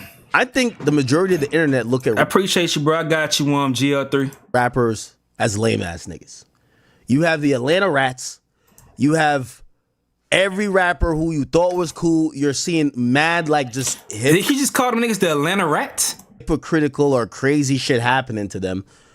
And I think people are like, they're not cool anymore. Now, granted, if they do a show, of course, like the show's gonna be popping. Hey, so 305, what's happening, homie? Celebrity wise, I've been doing this watch. Most rappers don't go live on Instagram no more because they all have wild either fake Instagram numbers or Instagram numbers that have been dead. These guys don't even pull 5K no more watching them. I used to watch these guys, sometimes they're like 20K watching them. Yo, there's a handful of rappers that could go live on their Instagram. Hey, GL3, I just followed you, homie. And get 5,000 people watching them. The reality is that outside of music, these guys are not entertaining. They're just flat out not entertaining. Streamers are entertaining. And here's the thing, there's a few exceptions. Blueface could do whatever he wants to do. Adrian Broner could do whatever he wants to do. There are exceptions to the rules. So this is not an anti-rapper thing. Actually, I think if rappers have the personality, they should stream. I think Finesse 2 Times also could do what he wants to do. He just has to start to structure it a little bit better. I would say there's something else that comes to that. So, like, one, I don't think every rapper should stream at all. And I don't think rappers are... I don't think they should take it as a competition, although it is a competition when it comes to how much time a person spends doing X, Y, and Z. When I was younger and I was a jit in high school, middle school, whatever it may be, I played a video game all day and just let my music play off my computer. I played a video game all day, let my music play. Nowadays, these kids are playing a video game and having a stream play instead of music. Or if they're in school, when I was in school, I had my iPod or I had my CD player playing music, whichever it was. Now these motherfuckers be on YouTube or they're on Twitch watching the stream while they going to school or whatever it is. That's their entertainment. So you are competing for watch time or just pure interest for the average consumer, period. So there is something when it comes to that. So it's just a different grind. It's just different. It's just so different. But I do think there still is a market there for rappers, and many rappers can have careers, but it's just different now, man. It's just different. But the cream always rises to the top. But there's a bunch of rappers that could stream. The point that I'm disagreeing with Watson, what's happening, homie? Kai Cenat, Lisa, what's good? Sean Cotton is that if you stream, it kills your career. No. Again, the thing with streaming is that it takes time, it takes effort, it takes focus. Let me tell you, the streaming is absent. For you to make it in streaming, it's a full-time job. For you to make it in rapping, that's also a full-time job.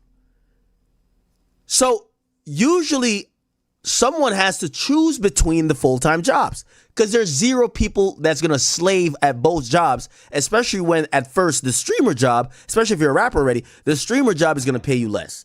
So people just either trade careers or they stop doing, like I haven't seen, pardon my ignorance, I haven't seen much from Polo G recently. I haven't. It doesn't feel like he's having a musical output like he used to like a few years ago. Now I'm finding out he's on a live stream with 160 people.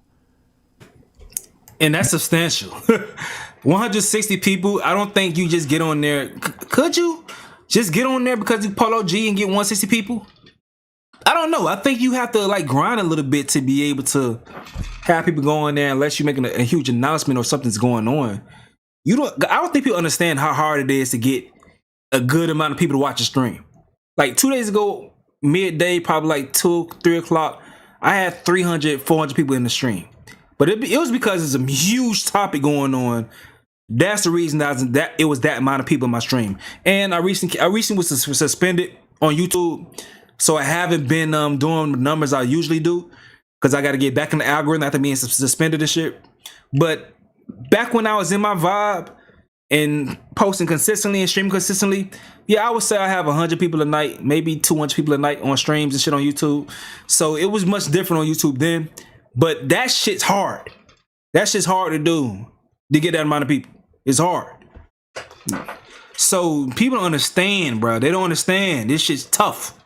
This is what I would tell Polo G, and I keep it being with everybody.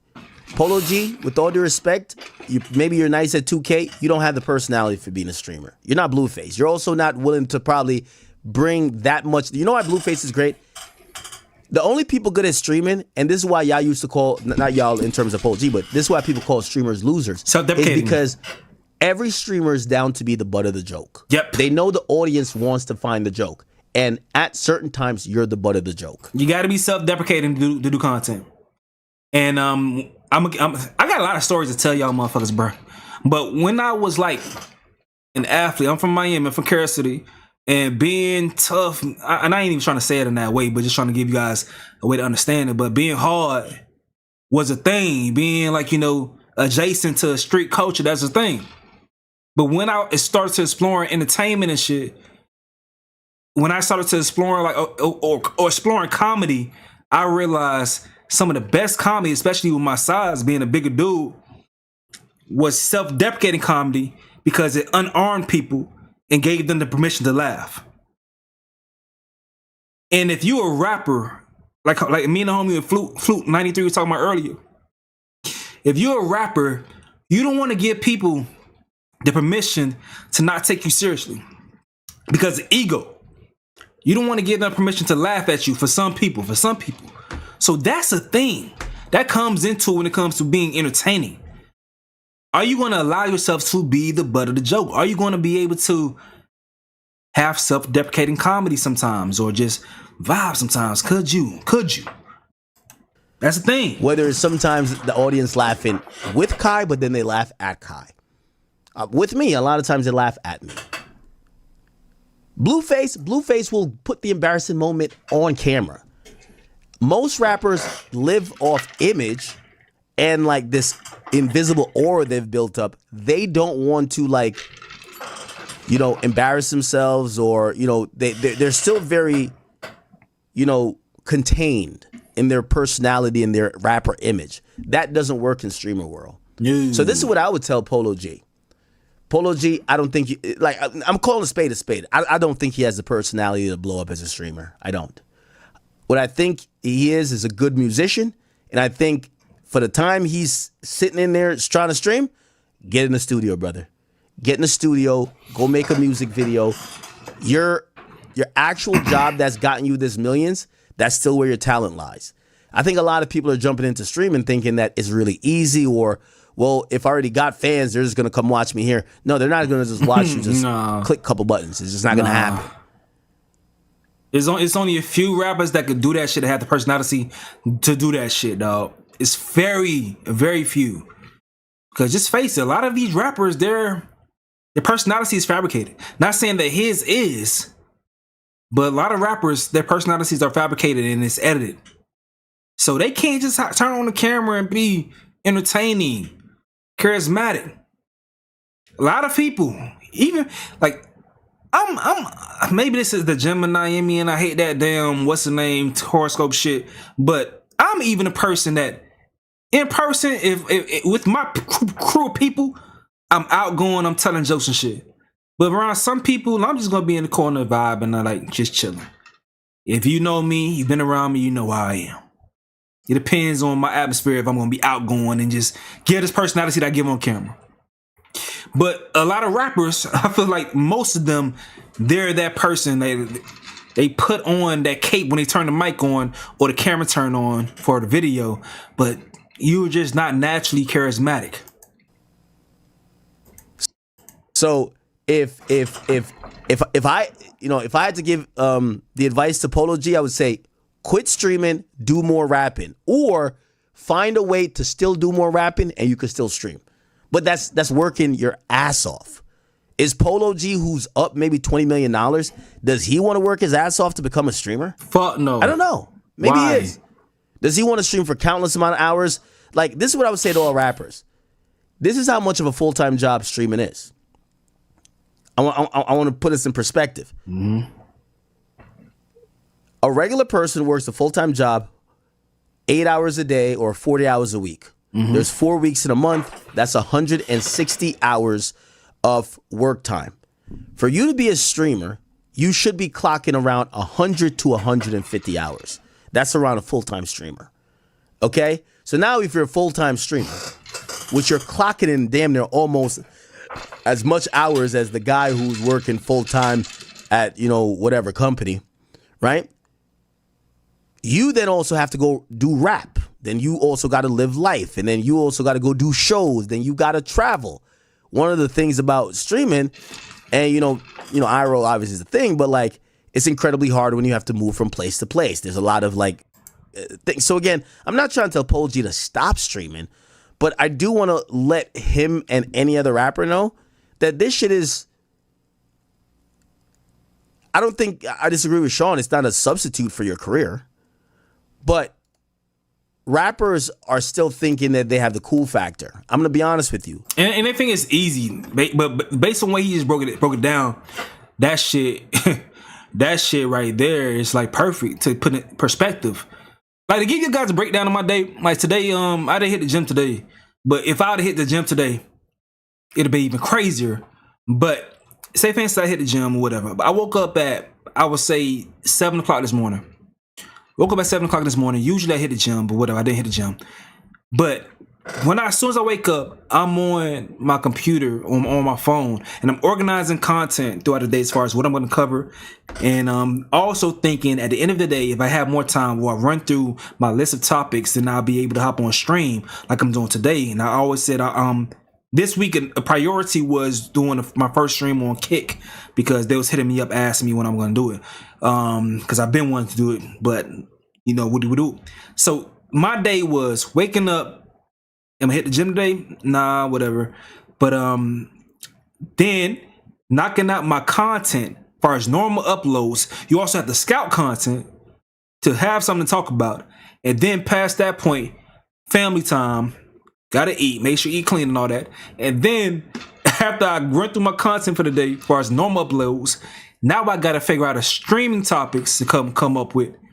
And I'm still trying to figure out, just living life. It's like really my work day today is going to be maybe 12 hours, maybe even 15 hours, maybe 16 hours as far as my work day. Because I don't plan on going to sleep till maybe 4 o'clock in the morning, maybe.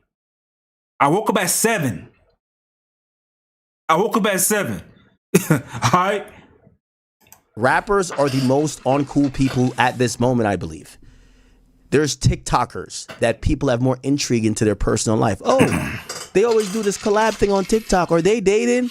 People care more about that. People care more about streamers.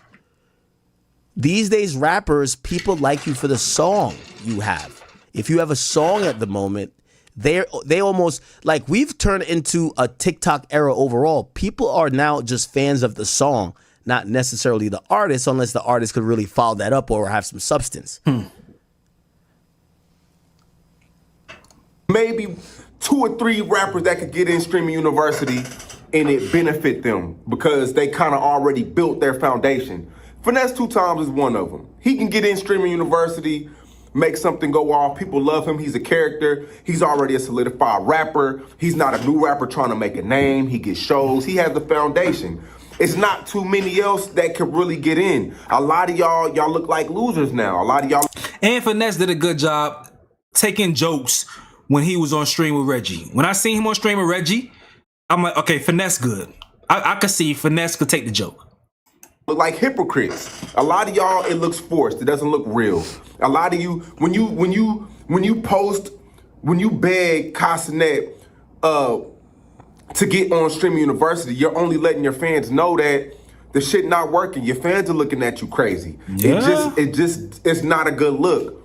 Streaming is the new reality TV. Remember when Wayne said, when I retire, I'm gonna be on VH1 when I'm no longer famous? Also, here's the thing too. I want to I want to give a state of streaming update for rappers who are ice cold, and you're now wondering if streaming is the revival kit. It's the med kit. It's the chug jug for your career. I want to tell you this. Cap. Streaming today is not streaming a couple years ago. Okay? Unless you come on here and act a donkey, you're not blowing up. I'm telling you that now. Everybody you're watching, they either acted a donkey to blow up in this contemporary time. I'm not saying the hype of streaming is dead. Is that, listen, I've been streaming for 10 years. Actually more. And before I would, act streams used to be crazy as hell. Act streams used to be crazy as hell. That's when, I ain't gonna lie, that's before Act was picking sides with all this crazy shit and was doing anything too wild, but he was doing wild shit. Act streams used to be wild as hell. He used to have the hoes busting it open. And I'm like, and I used to tell my homegirl, like, Act be having hoes on that bitch wild. And they like, academics? I'm like, listen. Act streams used to be crazy. I'm just trying to tell y'all. Act been on some different shit nowadays, but back in 2014. 12 years. I've been streaming for 12 fucking years. Right? Raya, why you over here trying to scam my this chat, idea that y'all are coming over here to blow up is asinine. Shit. Like, that's stupid.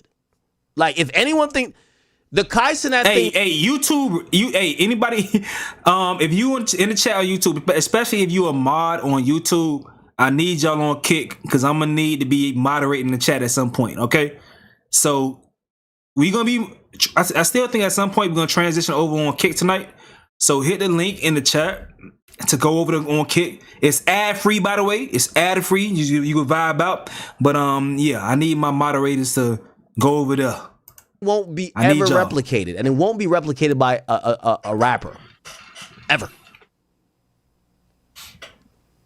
So if it's people thinking that there's an abundance of money in streaming or it's easier, I would tell those people, and this is what I would say to every rapper: don't come to streaming if you're not going to put in at least 100 hours a month. By the way, some of y'all are lazy. You don't even want to be in the studio 100 hours. Matter of fact, some of y'all got one hit song. Y'all don't even put in 10 hours a month into your actual craft. I'm telling you the job requirements. You need 100 hours. Damn. A month to consistently keep someone entertain, an audience, a fan base, build whatever you want to do. Even if you have 8 million followers on the gram, you're going to need that.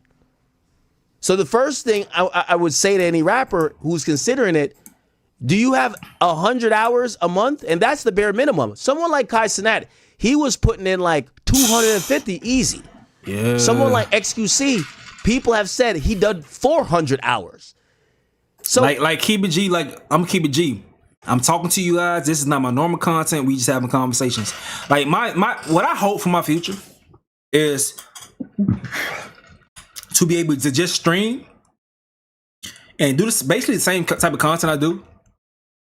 But I wake up, I go hit the gym at 6 o'clock in the morning or 5 o'clock in the morning. I come home, shower up, hop on stream, and I have someone just clipping my topics the entire time, clipping my topics and uploading them shits to YouTube as I'm going along doing my stream. I stream for 8 hours. By like 7 o'clock or 6 o'clock, people coming home from work, they catch a tail end of the stream, and then I'm done for the day. Monday through Friday, that's what I want to do. That's what I want to do. But that shit is in the future. I don't know how far that's gonna be, but that's in the future, and that's only a short-term plan because I also have scripted shit I want to do. I went to film school, so my real big goal is to make films and shit, and TV series. That's what I really want to do in the future. But as far as content on YouTube, that's my vision. That's my vision. We should put it in perspective, the time commitment we're talking about. Now, if you're like Blueface, who don't mind having a camera on while you're in the bed with the girl, while you're taking a shit, you have her wiping your doo-doo. If you don't mind all of that, you're good. Yeah. That's why Blueface is a natural when it comes to this. But if you don't like to work long hours, you don't like to just be stationary, being in front of a screen, you're not that exciting, you're not willing to embarrass yourself or try things new for your audience's entertainment, brother, just stick in the studio and keep making up raps. Trust me. Yeah, basically. No, I didn't say 100 hours a day. I said 100 hours a month. Yes, 100 hours a month is I wouldn't tell somebody to become a streamer if you're getting money. Remember, I'm talking to the rappers who they could go out and get 20,000 a show. Mm-hmm. If you're not going to be committed to this, don't even do it.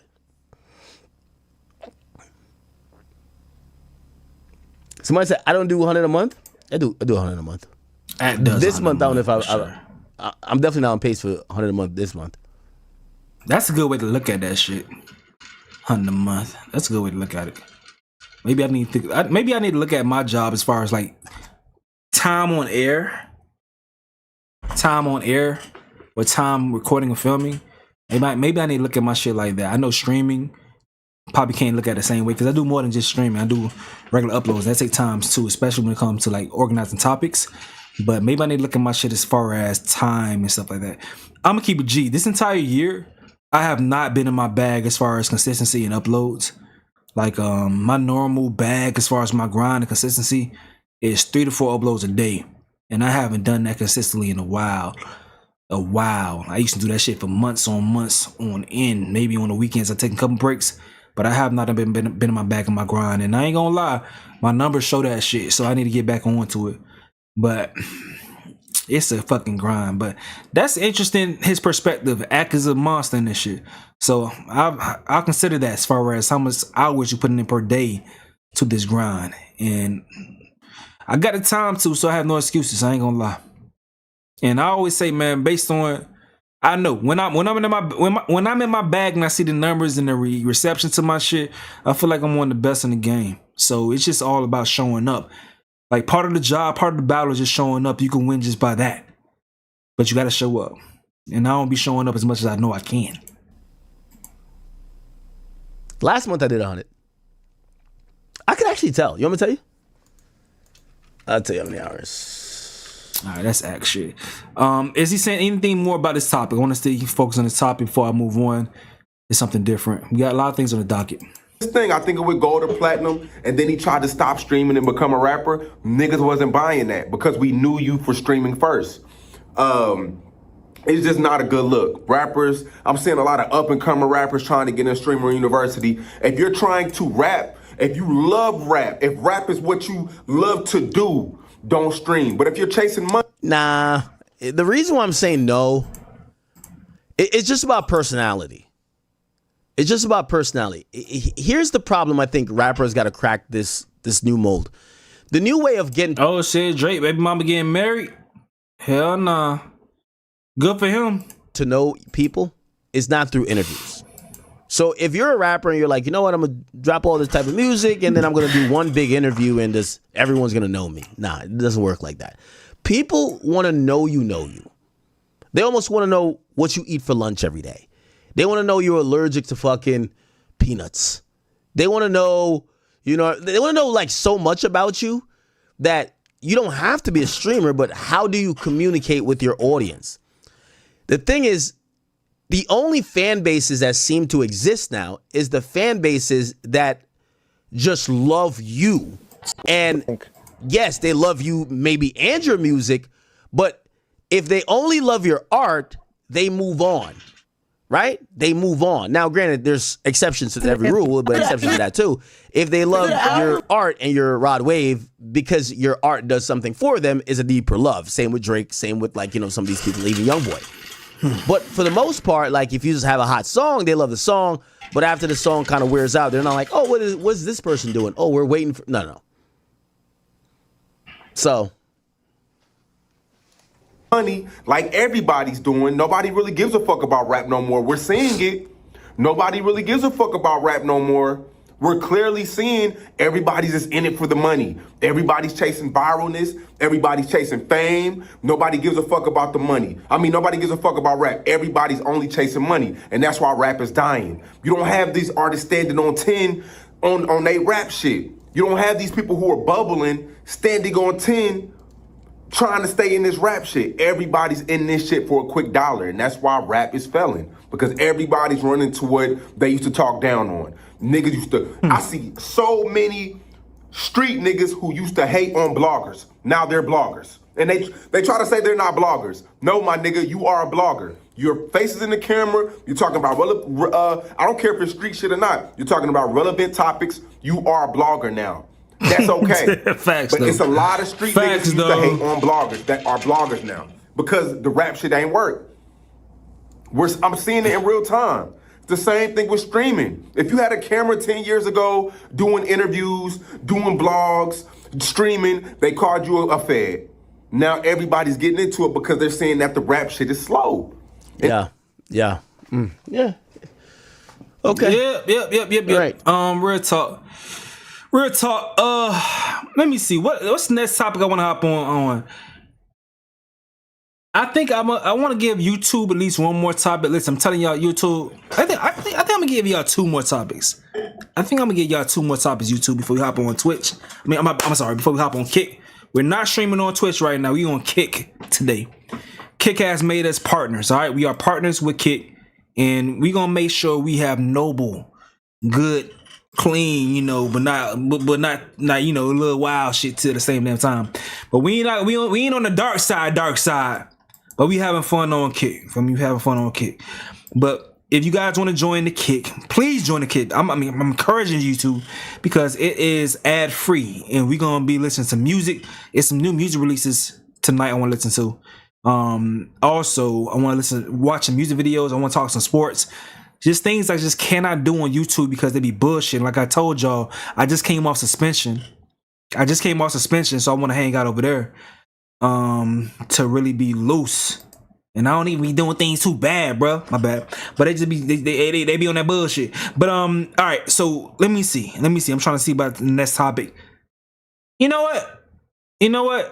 Let's go ahead and get into this one right here. So Desi Banks seems like he is upset with the success of Drewski. All right, I gotta fold this topic out for y'all. You guys familiar with Desi Banks? He is a comedian, social media comedian. He also does stand-up comedy, and I think there's so many layers to what people may seem to be envy, jealousy, or whatever it may be. He recently put out a set of tweets showing that, it seems like he's not appreciating the position that he's in. Let me see if I can find the tweets. Let me see. Maybe he deleted them.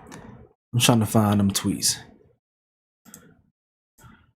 Now, Drewski recently, he said things in the past to show that there is some type of animosity towards the success that Drewski's having. Let me go ahead and find that shit on my damn page while I organize the topic, because we doing this shit impromptu.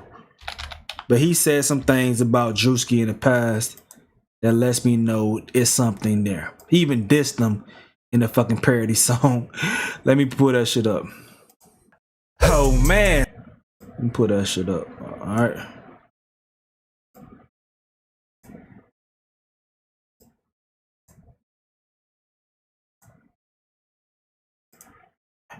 There we go.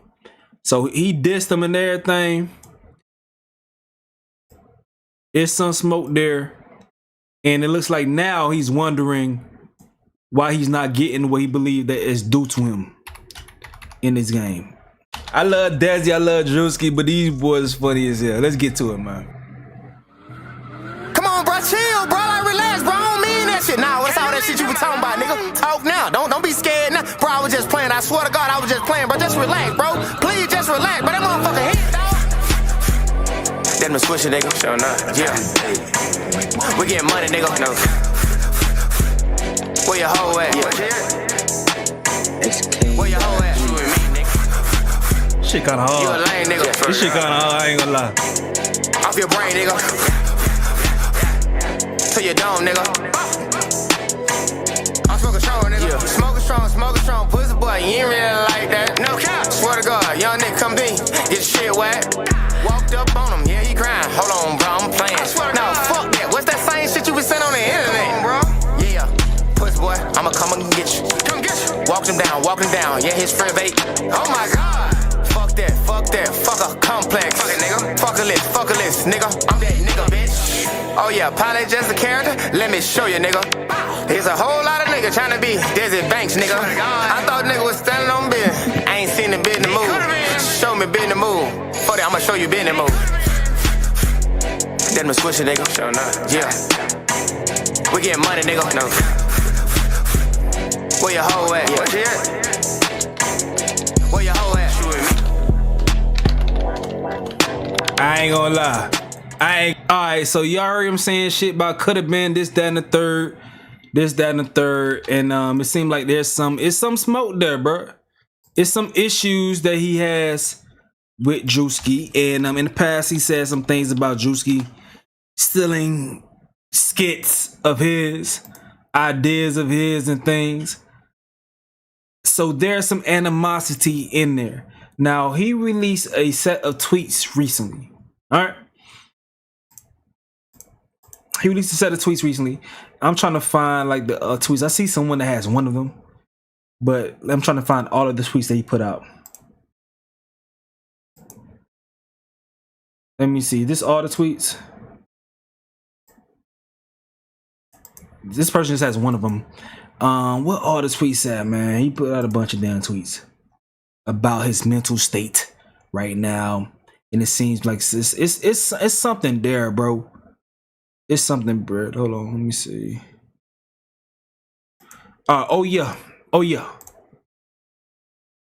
This situation happened too. When the complex list of the top comedians on the internet, he said, "Guess my black ass ain't shit. The Zam, thanks for the fuel, stuff like this motivate my black ass." And because he was ranked number 8, I believe Drewski was number 1. Drewski was up there, but he was upset about that. But alright, man, I can't take too much time trying to find this shit. Let's get to this right here. So dude reflected on one of the tweets that he found. Let me see if I can find all of them, but he go one of them. And Desi Banks shares message about comedian Desi Banks shares message about feeling overlooked despite all these years putting in work. He said in the car just thinking like, damn, I know I'm grinding every day and I just really want the world to see me as greatness because I'm really just putting in the work and wanting to be something special for my generation. I only say this because we live in this social media world and it's the battle we have to face. The pick and choose and they be like, damn, I've been doing it and still elevating. I'll be feeling like people don't even have the patience for me no more. He also said that he keep focusing on the highs and how things used to be. I ain't gonna lie, bro, I know the exact feeling he facing. Imagine putting in the work hella years and people still overlook you. You look to the left of you and you see somebody way further and y'all both been working the same time. That ain't no good feeling at all, bro. I experienced the same shit. I feel like sometimes the world just ain't meant for some of us out here. You gonna always get the short end of the stick no matter what you do. Desi Banks actually funny. I feel like people just follow a hate train. He got... Alright, so now Desi also said this right here in a series of tweets. I'm really mad I can't find these fucking tweets, though. I be tripping sometimes when I'm saving damn shit. But he says, I've been going through so much where I'm drained from trying to do everybody else, man. I'm tired, dog. This shit been knocking me off because my heart, dog, I stay on 10 toes. But man, I can't keep holding on, man. It's like my old self has died and a new person is letting me don't go back. The fuck? But yeah, that's what he said. Bank is feeling like he's not being respected and he's not getting what he deserves. Let's talk about it. Hey. All right, so that's a blessed one. But yeah, so man, Drewski and Desi done this skits before, but I don't know why he feel this way, dog. I don't know why he's putting himself in this competition when it's not necessary. Nigga, you straight for me? Sorry, nigga. Sorry. On your ass, nigga. Hold on, baby. On your ass, nigga. I'm about to call you back, baby. You better call him that shit. You better call him that shit. Ooh, told your ass. Told your ass. That's what we did. Got his ass. Oh, God. Hey, Pele, what I do to nigga Pele? What y'all do to nigga Pele? Why you mad, nigga? That shit ain't. That shit lame. That shit lame. Yeah, some more shit. They didn't work together. Nigga, you straight from last night? You said that I recovered last night? He had that big ass booty. I said, damn. Watch out. Right? You said who? What did you talking about? You talking about bro last night? Who? You, nigga? Man, he did not say me. He wasn't doing. You talking about Parlay, bro? Parlay was going. He wasn't saying. Tell bro, you wasn't talking about me. Oh. You was not talking about me. You talking about Parlay when you bro? Yeah, Parlay. I'm talking about Parlay. Yeah. You not talking about me. I don't know what he talking about. I wasn't talking about nothing. Stupid last night. That wasn't me. Yeah, they were going I wasn't so doing crazy. that. Why you wasn't answering the phone? Oh my God, bro. That wasn't me, bro. What you doing? Yeah, it wasn't him. I wasn't doing that. He wasn't doing nothing. Trust me. Why are you making that face? I'm not making no face. You are, I see you. Bro, what you about to do, bro? He's not going. Bro, I'm on. Bro, I'm gonna call you. He is not going. I'm gonna call you, bro. I'm gonna call you back. Alright, so Desi and Drewski, they used to be cool. They did collaborations, but then it got to a point, like even on the Shannon Sharp, Desi Banks interview, he took some shots at Drewski. It was pretty obvious. I covered it a while ago. I don't even know if I want to pull it up right now, but he did take some shots at Drewski. So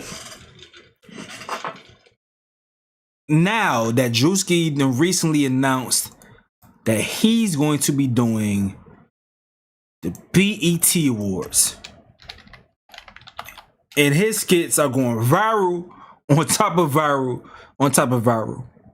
It seems like Desi, despite trying to draw the line in the sand or say, yo, I'm doing stand-up, these other niggas ain't even doing stand-up, they taking niggas jokes and things of that sort, but I'm not getting the respect that I'm supposed to be getting. It's just looking a certain type of way. But like I said, here goes the skit. Preview of Drewski and his BET Award announcement, because he going up.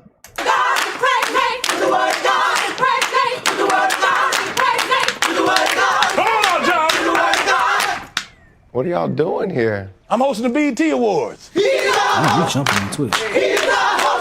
So they just sing whatever you say? This culture's biggest night. You invited. Invitation! That sound good. The choir sound good. Sunday, June 28th. June 28th! June 28th! June 28th! Yo! Jamie! Man, what the? Tango. Drewski, what you doing in my neighborhood? I'm hosting the culture's biggest night. I'm hosting BET Awards this year. Where did you get the horn? Who's that on that nag? It's black suit and tie. Black suit and tie, but can you get your black ass off my street? You can ride with me if you ain't got no ride. No, I can't get on there. Your pants too tight. I'm gonna go and get my own horse. Jamie! June 28th! La cumbia es más llega lo de Dios. Cardi B! God, what is going on? I'm hosting BET Awards this year. Get on down here, girl. I came with the mariachi. I thought you ain't, I'm Dominican. Stop it right now. Hey, Cardi, make sure you bring the girls out. I'll bring the girls. You know I'll bring the girls. Thank you, papacitos. Okay, Cardi, we go to the BET Awards. Martin Mars, come on, boy. What the hell is all this? I'm hosting the BET Awards this year, man. Cut them off. Yeah. You coming? Can't do it. So you think I got time to go get a black suit and tie? Hey, hit the sparks again. There you go. There you go. I knew you would come up with June something. 28th. I knew you would. June what? June 28th. In the good ear. June 28th. Martin funny as fuck. Martin! Get the stepping, nigga. Hey, run and tell that! Get the stepping, nigga. But yeah, Drewski that came from doing the skits, the hood skits with Desi, and he's now hosting the BET Awards while Desi is still trying to find his way. And Desi's feeling the way about it. I don't think she be feeling any type of way. Like, your route is your route. And now a content creator from the crib from down here in South Florida, he has a platform called Tippy Toe Podcast. He made a very, very strong point when covering the situation. Made me think about it too. while showing love to Drewski, he really like put things in perspective for days. I want to know what y'all think about this shit. Hold on, let me see. Let me put this shit up real quick. Pull it up real quick. All right, so Gold Money Glee made this point right here while talking about a situation where Desi feels some animosity about Drewski's growth. Desi, you gotta understand, bro. You a hood dude. You done made waves. You making money off this comedy shit, skits, and you buying properties, right? So you can't feel like you going too hard and then not acknowledging you. You doing your thing. But don't look at this dude right here. This dude, look at him. He look commercial. He talk all type of languages. He definitely an Oreo. I ain't gonna lie to you. He got a different crowd. I don't know about everybody else, but South Florida Oreo mean black on the outside, white on the inside. Us niggas, me and you, we ain't got that crowd. He got that different crowd. So they look at him as money. See, he gonna be hosting the BT Awards. Damn, this nigga blowing up. You blowing up too. He just blowing up faster.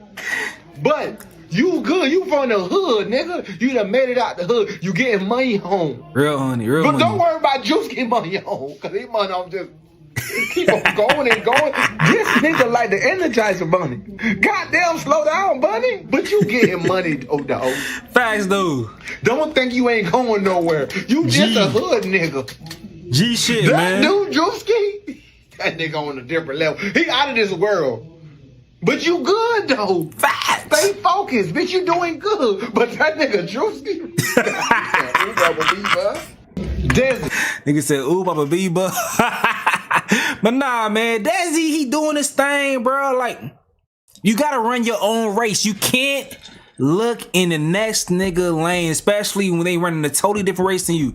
You can't be running the 200 and worrying about what a nigga running the 800 doing, bro. You gotta run your race, dog. Drewski has a totally different vibe. He's a totally different approach to the content that he does. Desi's dope. He's funny. In my opinion, I think he's funny as hell. I think Drewski's funny as hell.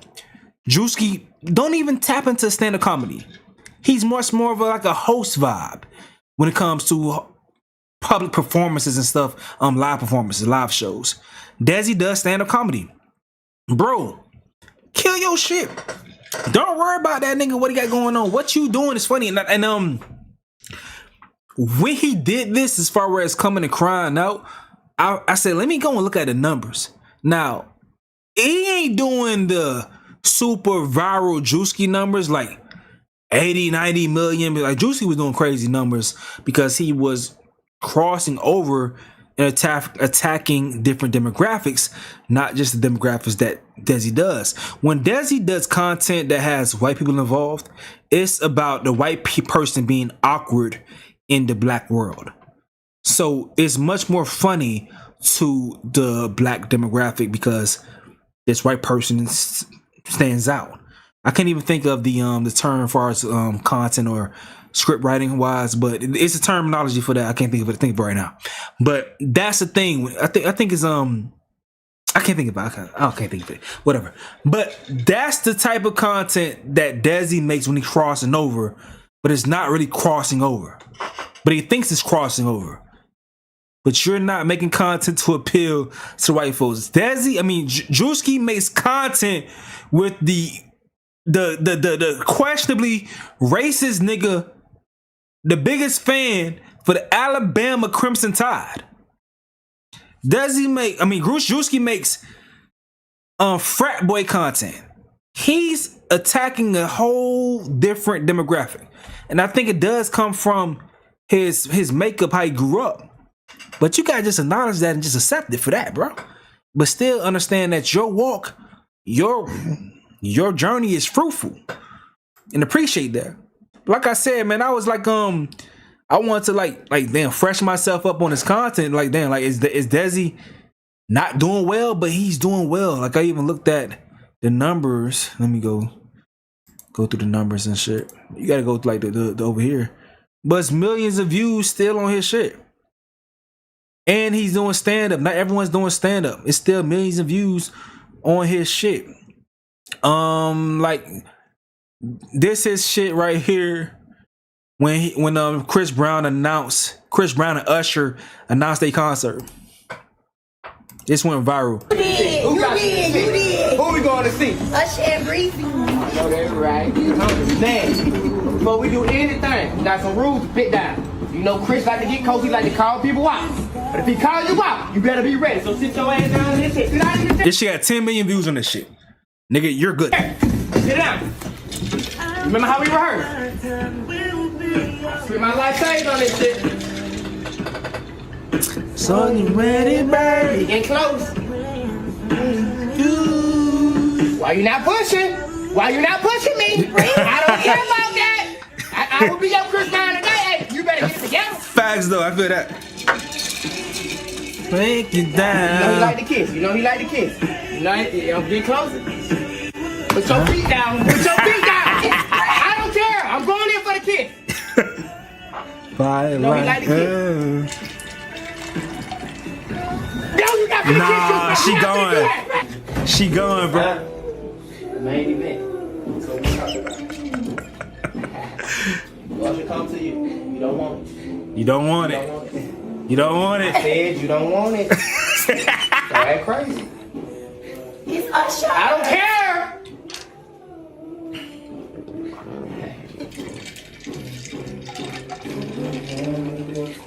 We're not going. We're not going.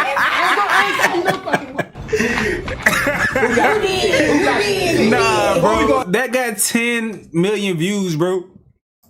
It ain't the crazy 90 million Erica Kirk video that breaks the internet. But nigga, that's still a lot. That's still culturally relevant. You killing that in your comment section. You got Young Miami in here. You got BG, Santana Moss. Who else in this comment section? You got a lot of folks in this comment section. Who else in this motherfucker, dog? Terrell Owens in this shit. Queen's Flip. Todd Gurley. Like, the culture is still with you. Why would you? Sometimes I don't like when people are successful. Who is this? The big tick. I don't know who that big ticket is. I don't like people that are successful. 2 Chainz in this motherfucker that don't acknowledge their fans or act like the fans that they have is not enough. You gotta be careful when you do that shit, dog. Your fans are there, especially when they show you love, they commenting, they sharing the things, but then you make it seem like what you're doing is not enough. They are present. They're right here. You gotta be careful with that. Gotta be careful with that. Now, he's been, I seen him doing some stand-up comedy shit. That shit was funny to me too. You got you a nigga, boy. It's always good to see niggas do something different. And that nigga look happy too, boy. That nigga happy as hell. Man, they ain't gotta worry about that nigga shit no more, man. That's your first white girl? No? Damn! Once you went white, nigga, you just stayed on the white side. You said, fuck it. She hold on you too, you tight too, boy. She like, I got you, babe. It's all right. No more nigger shit for you, babe. That nigga look happy too, man. He don't even laugh like a nigga no more. Y'all see, look at this nigga, man. Look at him. You know that nigga white now. Look how he got his chain on his neck. Look at this nigga, man. That shit about to choke. He think he a slave still. Look at him. That nigga got a slave necklace on. Look at him. Look at him. Show your neck. Look at his neck. Laugh, nigga. Eyes good now. Look at you from. It's gonna be alright, man. You's a good nigga now. You don't have to worry about nothing anymore. She laughing her ass off too, ain't it? I'm a slave. No, babe. You're not a slave. You're my slave. Yo, she loving that little routine, ain't she? She was loving that routine, ain't she? No, you're not a slave. You're my slave. That shit crazy, bro. That shit crazy. Ryan Davis in the comments. I want people in the comments of that shit. That shit a story in itself. That the video. Ryan Davis in the comment section saying, y'all can't ask people to be a good sport whenever they are getting roasted and then get mad they are being too good of a sport. She did take it a little too well though. That's in response to some people in the comment section asking like, is she laughing too hard? Grind Mode Chaos says some things you have to hold your laugh for, and she was too comfortable with laughing about it. Lord. People who are complaining that she laughing too hard, take some coffee. What is she supposed to do? It's a comedy show and the joke is either highly uncomfortably funny or super offensive, but normal people don't get offended by comedy. The white lady can't win. Let her laugh. It's the only alternative. Dude says, as someone married to a white woman, I'm hollering, but if anything, I'm getting all my reparations. Damn, so that's how you get reparations from smashing that shit? Hell no. Y'all niggas crazy. Y'all niggas crazy. Not her saying, yeah. She's laughing hard all right now, just saying. Hey, that's my boy. I only ever seen him with white women though. Damn. Damn, man. Y'all crazy as hell. But hey though, let me see, man. Do I have more in this shit? My main thing is that Desi, bruh, Desi, appreciate your audience. Your audience is there. They showing up to your shows. They watching your content. You doing good. Like you like dude said, you cater to a certain crowd, and that crowd does have a ceiling, but you still are going to make a lot of money. Like you continue to do like the white Air Forces versus the black Air Forces shit. You got DL Hughley in here, Giddy the Kid, Boosie in his comment section. Like this, I think this skit was funny as hell right here. Any snacks or anything? This is Delta, how it would be having a baby on Delta versus Spirit. Rest in peace, Spirit. Burritos. Okay, burritos. There you go. I hope you enjoy your flight. My man, how you doing? Any snacks, anything? Give me 2 spices, bro. Okay, 2 spices. I got 1 spicy for you. Okay. Got the burritos for you too. Oh, what you say? Yeah, it is. My man. Good to see you, boy. Hey, how you doing? Hey, sweetheart, what's going on? I need jumps. Just relax. Just lay down. Jacket. I need jacket. Calm down, sweetie. Calm down, sweetie. There you go. Thank you so much. Cover up. I got it. Come on. You have the jump. It's okay. That blazer fire though. Got you. Just relax. Just relax. It's okay, Mom. We got you, baby. Relax. Hey, just calm down. Calm down. Here we come. Oh, baby. Here's the baby. Baby incubator. Thank y'all, baby. Wow, we got you, Mom. That's what we do. They got an incubator on the damn flight. That's crazy. It's a boy. Having the baby in the first goddamn plane. Man, push it, nigga. I was fucking. Man, push that shit out. That's crazy, man. Push it out. Push the shit out. You want to be fucking? Push it out. Push it out. She hit the blunt. I mean, stupid ass boy. Push it out.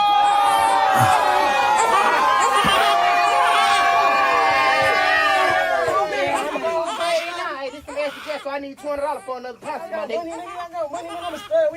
All right, nigga, that fits it all, nigga. They ain't nothing but a carry-on. Come on, baby up, man. Any snacks or anything?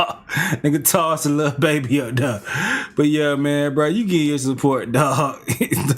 Be careful when y'all complain about certain shit, dog. You getting your support. Be appreciative of that shit. That's how I feel, because a lot of people will be envious of the position that you're in right now. You know, although you feel like you done the work to get more than that, but still people will be envious of your position. They want to be in your position. So be appreciative of that shit. Now, in the meantime, I haven't watched this one. He did do a skit, a video they put out on YouTube, and in the sense of, you know, wanting to show support and show love and just react to shit, because we been vibing tonight. It's a light stream. I want to go ahead and watch it with y'all. Let's go to hang out and watch this shit. You know, we looking at a lot of comedy shit, so this is my excuse to watch funny stuff. I want to see what's going on over here. Let me see what they talking about over here, man. This is Desi Banks. This is a skit called Get In. This is a skit called Get In. Let's watch this together as a family. Hit the like button. YouTube, I'm going longer than I said I was gonna go, but I'm still telling y'all to go ahead and watch ad free on Kick YouTube. Go over there right now. No ads at all. We big vibing. Join up over there and make sure you follow on Kick so I can continue to build the platform over there. And if you are a mod on YouTube, I need mods on Kick. So go ahead and hit the link and go over there and hook me up. I need y'all over there. Desi Banks, get in. Should I be nervous? Oh no, come on, baby. You good? Okay. You with me. Nothing to be nervous about. Okay. All right? All right. Yeah. Okay. Hey, yes, what's up with the Libra, baby? You don't know nothing about that, son. Yes, sir. I see you getting down with the get down. Yeah.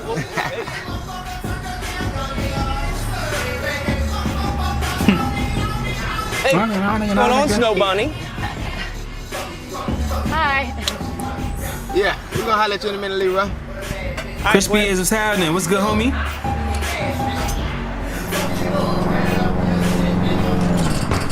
Yeah.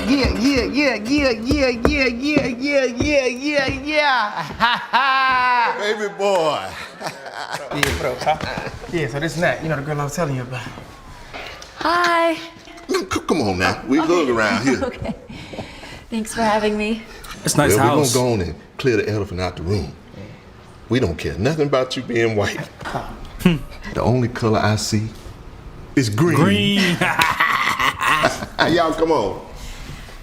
All right, let's see. Let's see. Good? Yeah. Just got LeBron jersey on in LA. How beautiful mom.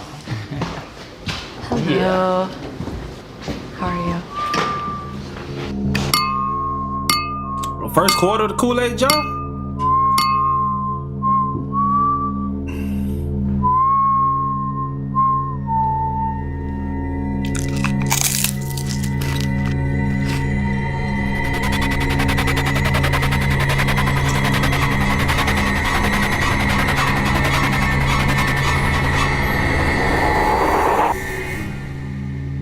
Good? Oh, sorry. I must have zoned out for a second. I don't know what happened. Oh, I do. She smelled the macaroni in the oven and lost it. Macaroni be slamming. It does. Yeah. Look, never mind her. She's crazy. I'm Desi's mom, and this is Tisha. She's I'm no nanny. It's like Desi had two mamas to love. That's true. That's true. Yeah. That's true. Get over here. Come here. Okay. Oh, everything smells so good. Thank you. Thank you. So nice to meet you.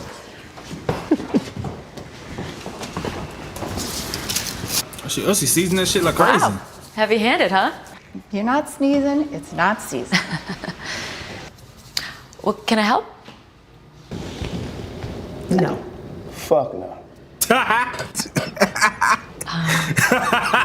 What did you think of the roast? Hey. Shut the fuck up. Oh, shit. Did he say, what do you think of the rolls or roast? The roast? The roast? She made roast. What did you or the Kevin Hart roast? think of the roast? Hey. Shut the fuck up.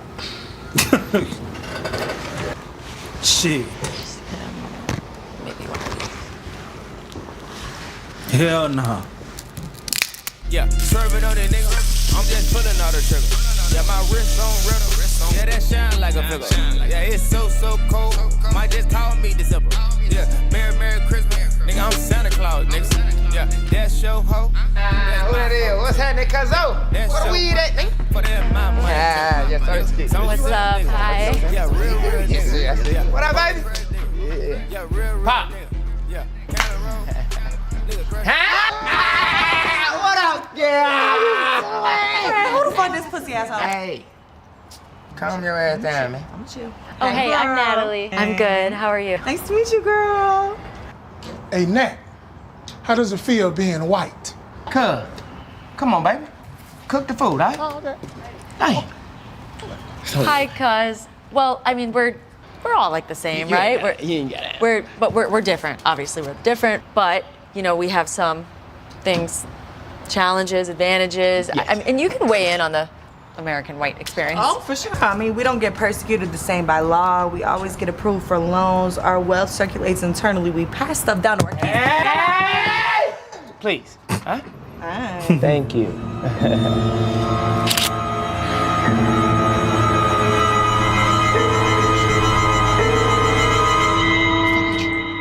Oh shit. What the fuck you doing? Why would you do that? Pop, come on, go handle that shit, man. Damn. It's Is she okay? It's okay. Huh? We should help her. What happened? Just relax. She good. She just every time she drink Coke, she trip out. Yeah, let's go get some food. How can I flip this? Don't. Yeah.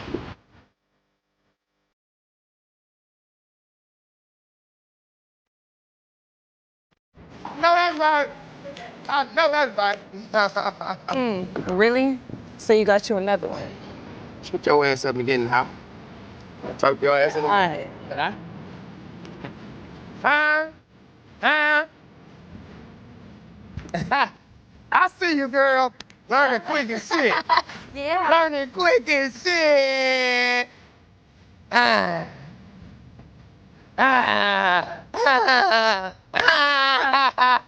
Get it, big. Get it, big. I love this shit. Then you goddamn get right. You got to get right. You get right. You go all back. Yeah. She got rhythm though. Oh, I'm just saying. I'm getting real good. On the press game. Real good. That's some shit. That's some rhythm. That little 1 2 1 2 in her.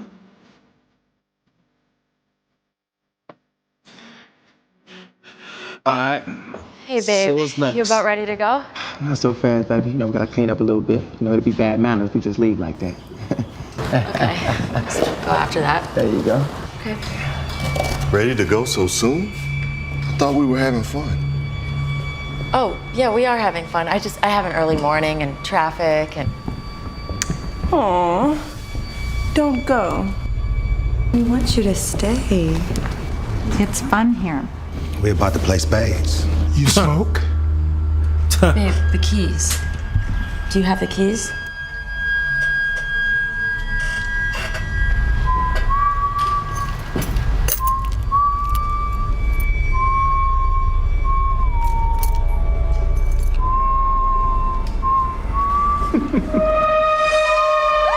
The fuck?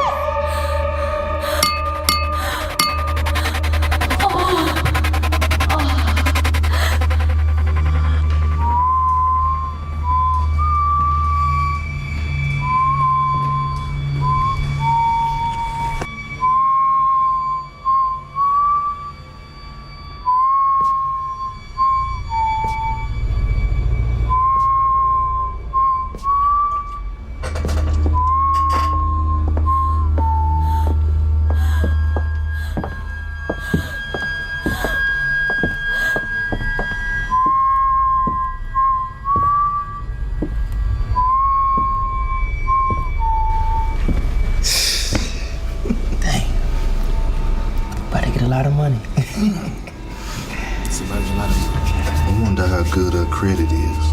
Well, I wonder how many properties she owns. A lot. About 10 to 12. Let me tell y'all, I saw the bank account today.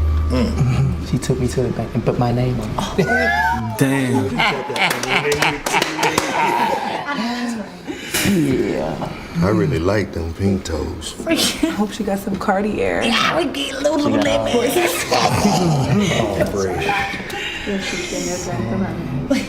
She drank a lot of it too. Real sweet. Dang. Well, sorry to say, man. This ain't get out. This get in. Bring that ass here. Come on in. Come on.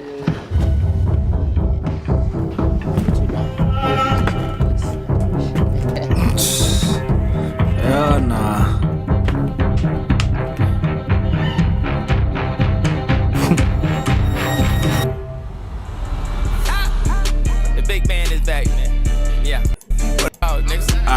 So interesting skit. Dazzy, man, keep doing your thing, bruh. Your fans appreciate what you're doing, bro. Niggas going to your damn tours, purchasing what you're putting out. Ain't nothing to be ashamed of or feel sorry like you ain't made it, nigga.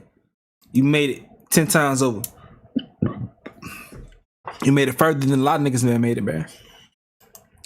So you gotta appreciate your peoples for doing what they doing, bro. Appreciate your supporters as far as the position they put you in, dog. Do not put your supporters in a position act like they ain't doing enough for you, man. That shit crazy. I don't like that.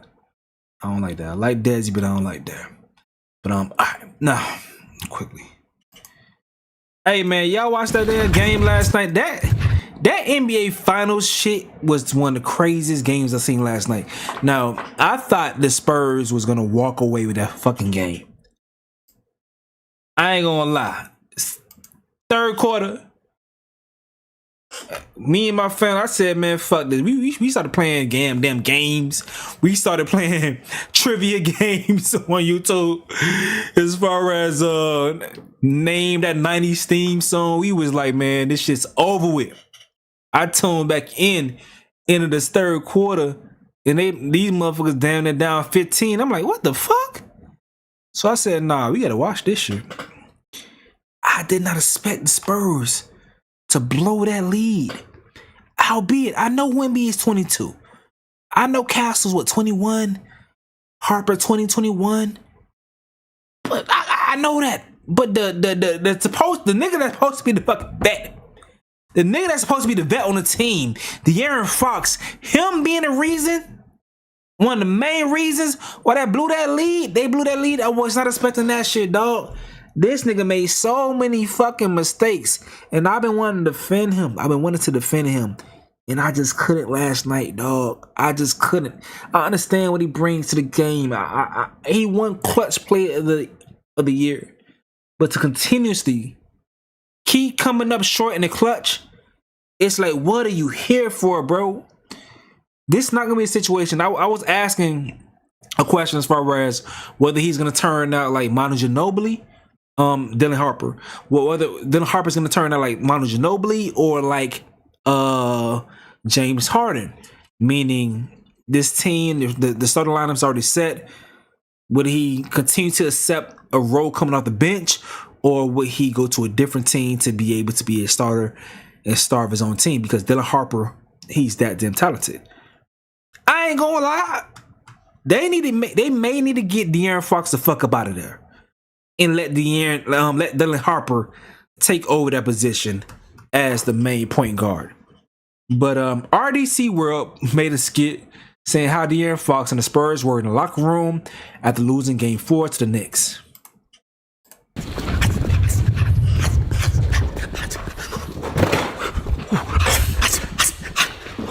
Shit. Niggas must have forgot that. That's why it works. Shit. Hey, baby. Come pick me up real quick. I'm at the same spot. All right. Shit. What y'all thought y'all was finna corner me or something? I'm the vet. I knew this was gonna happen. Shit, we be running up mountains and shit, 30,000 feet. Got monk costumes and shit and can't hit 2 free throws.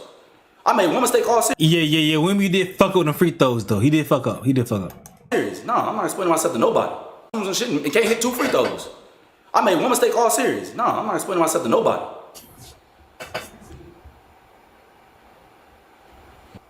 I could try to take accountability. But the thing is, you gotta take accountability too. Cause we was up 30 and nigga you messed up too. So hey, Spurs practice tomorrow. What? The series not over. Come on. I'm a bit, so I'm gonna get by you. I'm gonna go to sleep. hey, wait, let me.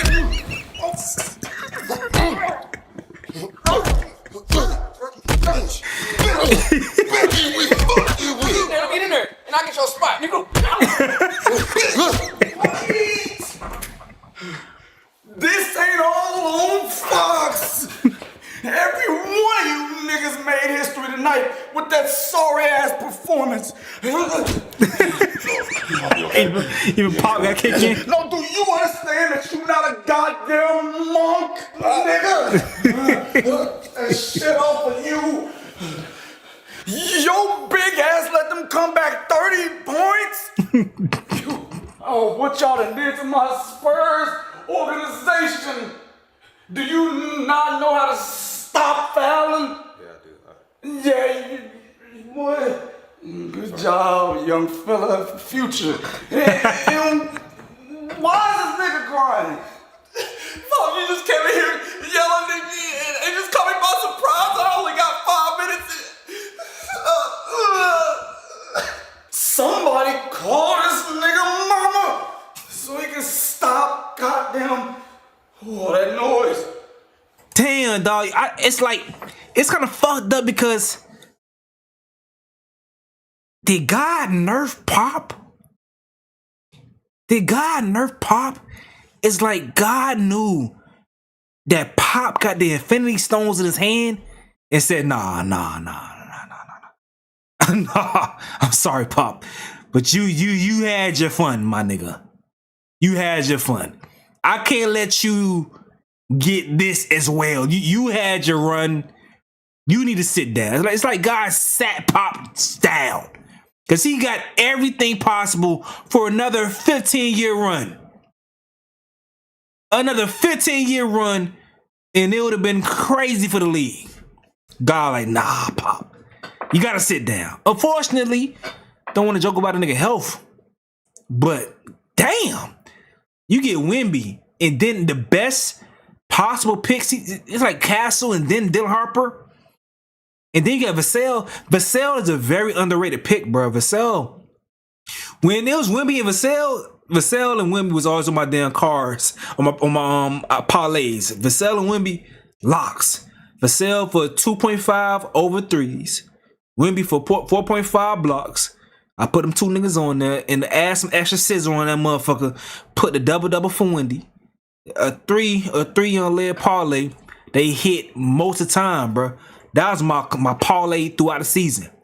The Vassell and Wemby parlay.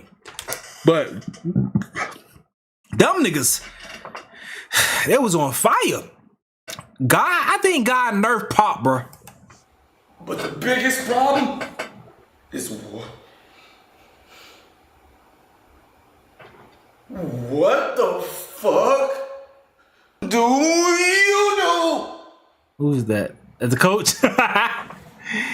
Yo, I seen the coach was looking so nervous last night. Within the last 2 minutes, he wasn't looking like that. That nigga was looking nervous. Mouth open. Looking shocked as hell that he blew a 30 fucking point lead. The coach is nervous as hell. Let me see what's on that paper.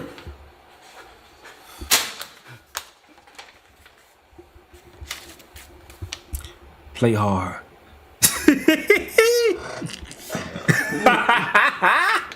This piece of paper say play hard.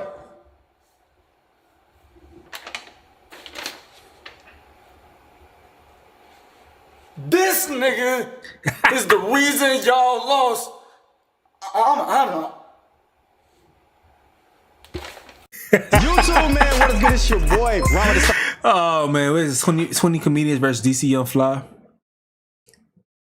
We might come back to this, dog. I just want to vibe and have fun for the night, though.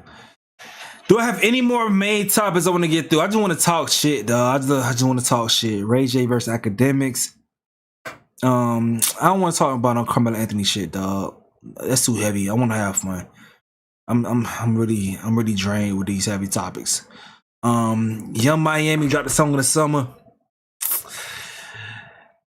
I've been wanting to cover that topic for 2 weeks. I had it on my docket about Young Miami dropping a song in the summer. I want to give a real coherent, full of life upload to that to have like points, because I know it's gonna be a lot of arguments in the comment section. So I want to prepare for that video. I don't want to do that on stream, because I gotta represent for my Miami sister. You know, my 305 sister. Because y'all gonna be going back and like, nah, The haters, anytime motherfuckers want to give her love for that Spin That song, the haters be in that shit going crazy. But the numbers matches the street impact. If you go outside, especially in the South, that song Spin That is going fucking crazy. That song Spin That going crazy, man. If you go outside, if you a club nigga like me, I'm not a club nigga no more, or fat nigga for the people that like island music. If you like being outside, bro, then you know you like songs that make women have fun, that put women in a position that they want to have fun, they want to get lit. So I love that type of music, man. But let me see what else topics we got. I got a lot of shit, but I'm just trying to see. I don't want to transition over to just Kick exclusive yet. But yo, y'all on YouTube, don't forget, go over the Kick, man. I need y'all to go over the Kick because I want to cover more things, but not enough of y'all over there on Kick, and y'all are limiting me on YouTube. I know y'all discovering me from YouTube. I appreciate that, but we need to get on Kick so I could talk about different topics or listen to actual songs for the first time with y'all, because it's some new albums that dropped tonight and I want to listen to them, or some new songs that dropped tonight. I can't listen to them on stream because YouTube would kick me off and give me a strike or some shit. So I need you guys to click that link, and we're gonna build that army on Kick so we can have fun over there with no restrictions. I need y'all to be on point for that shit. Twitch, they wasn't showing love like they needed to. Kit made us a fucking partner, but they understood what we had going on YouTube, and hey, I appreciate that. Now I want to talk about the Deion Sanders shit and his daughter, but I'm gonna hold off on that. I'm not gonna talk about that just yet. Let me see what else may be going on. All right, I think I may want to talk about this topic. Let me see. I did see. Let me see. Do you want to talk about Ray J versus DJ Academics? That was an interesting topic, but it's not. It's like, you know, it's just like nothing too crazy.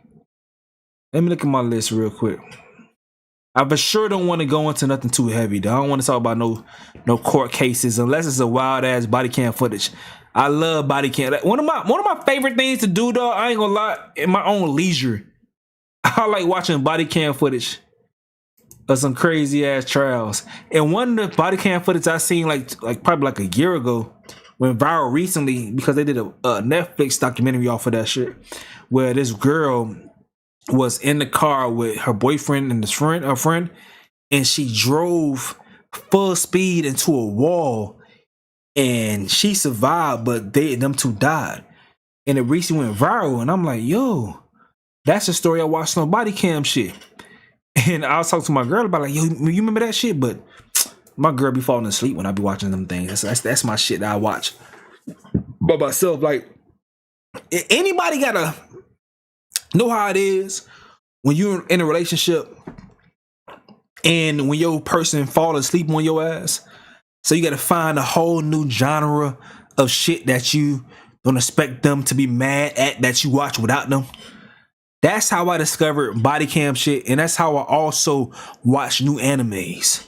Like, I ran through Death Note because my girl fell asleep. We fall asleep on regular other shit we supposed to watch together. I said, shit, I'm gonna watch some shit that I don't think you gonna watch at all. I watched Death Note, bunch of different animes that way. Like, I know you ain't gonna watch no fucking anime. But then she went to talk about for whatever reason she wanted to watch Demon Slayer. Someone told her Demon Slayer was good. She's like, oh, I want to watch Demon Slayer with you. So now I can't watch Demon Slayer now because she's like, oh, that's the one we're gonna eventually watch together. I'm like, okay, cool, yeah, whatever, fuck it, I don't give up. But yeah. So yeah, I that shit be putting you into that trip bag. You gotta watch a damn show with your girl. But all right, I'm trying to find what else we gonna move on to. What we gonna move on to? I don't want to just do the 20v1 shit because that's not what we about to get into right now. That's what I'll be coming cool. Let me see. Neek at Night Live. Neek watching. She watching. Boy, the Flacco. What Flacco got? Let me see. My boy Flacco. I know sometimes y'all be hating Flacco, but Flacco is in his bag right now. He's cooking, ain't he? He's cooking. So Austin Metcalf's dad goes off on crazy racist rant about Charleston, Carmelo, and more. I was gonna cover this on my main channel, but I don't want to cover it. But since we on live stream and this is something that I will cover on YouTube, and I'm not ready to shut off the YouTube live yet. Let's do it. Let's do it. Let's tap into crazy ass Flacco's coverage. It's my dog though, man. Shout out to Flacco. My boy going crazy. Shout out to my boy Chicks as well. Shout out to my boy Forgotten Kings TV. But let's peep Flacco's coverage on the situation by Austin Metcalf's dad. I meant to cover this video, but I'm just exhausted with this. I can't keep giving energy to this racist shit, especially when that shit hit close to home. My girl's family being affected by it. Y'all seen the video I posted earlier on YouTube by my girl's family getting into a shootout with a racist man. Shit crazy. Carmelo Anthony's situation just took a turn for the worst. Austin Metcalf daddy just went on a full-blown KKK white supremacist rant. It was terrible. Now, the reason why he did it, we'll discuss it in this video. Now, a lot of people, including some black folks, are saying, bro, I can't really blame him, Flacco. I don't know. Man, fuck them, though. Fuck them. Y'all always trying to find an excuse to excuse motherfuckers, but they never find an excuse for you. They don't even find an excuse for your existence unless you praising and sucking they dick. Fuck y'all for that shit, bro. Fuck that. Always trying to say, I understand. Well, fuck that, bro. They don't care. It's no excuse for your existence. It's no excuse for any weak moment that you may have. None. They gonna call you a buffoon, any fucking wild, savage animal in the book for any moment of weakness that you may have. Any of it. Even if it's in response to their moment of weakness that puts you on the defense. So fuck that. Fuck that. We'll discuss if y'all think his rant is justified, but what exactly sparked the rant? Well, it was Carmelo Anthony parents doing their press run, speaking up for Carmelo and what they believe is an injustice that took place. My son didn't intend to hurt anyone. My son was defending himself. Take us inside that courtroom. What stuck out to you? What stuck out to me, number one, was the all-white jury. But I was trying to be, like, all right, it's not that big of a deal. I mean, the truth is on our side. At the sentencing hearing, the defense called only one witness on Anthony's behalf, his mother, Kayla Hayes. What did you tell the jury? To have mercy on my son. What do you say to his grieving family? It's unfortunate to where nobody wins. We've all been hurt by this. Everybody. That poor boy is fixing to experience a life that I would not wish upon anyone. Austin Metcalf's father, Jeff, called Anthony's sentencing bittersweet. What it boils down to for me is this. Austin will never walk through that door again and never give me a hug. The case drew national attention, prompting protests in support of both teens.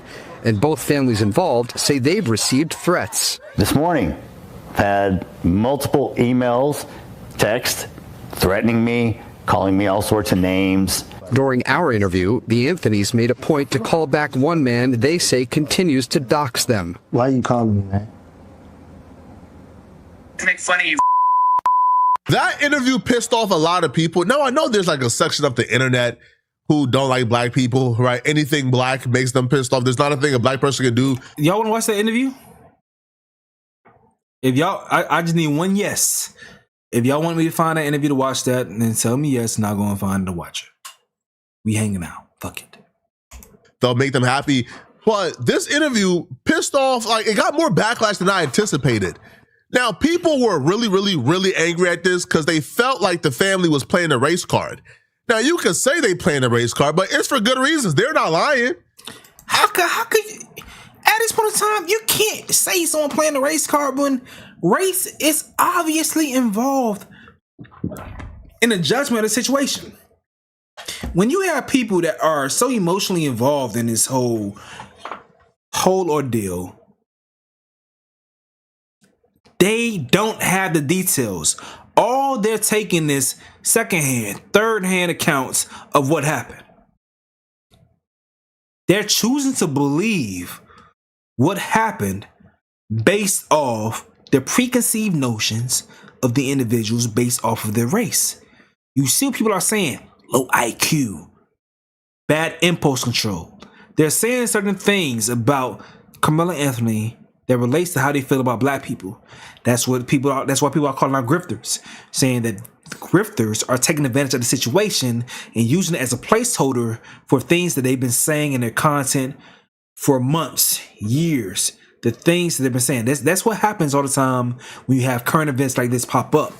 That's what's going on. So of course, race is involved, and people are taking advantage of that situation. I don't think a 17, 18, 19-year-old black boy who's on trial for stabbing a white kid should have to face an all-white jury, bro. I'm straight. This is not me endorsing everything Carmelo Anthony did. And it wasn't an all-white jury, but it was other members of minorities that have issues with black people.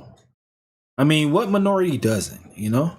Especially in America. Maybe in different countries it'd be different, but especially in America.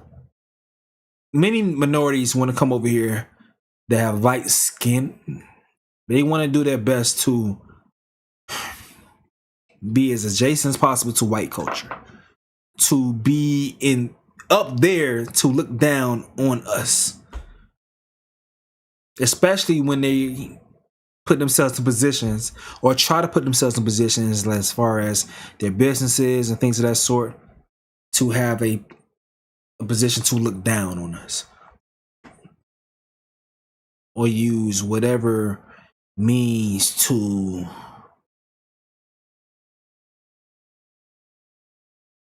use the law in their hands when something happens as far as discrepancy. Maybe as far as business wise, when it comes to the situation that happened with Rick Child, whatever it comes down to, bro, you're gonna see that shit pop up. You're gonna see that shit pop up. But it's unfair. Y'all know what y'all was doing, especially into consideration that there were 3 black educators available for the jury pool. 3. They disqualify all of them because they claim this took place at a school. Why would this taking place at a school disqualify 3 educators who are black? Wouldn't that make them more qualified to really judge this situation and assess this?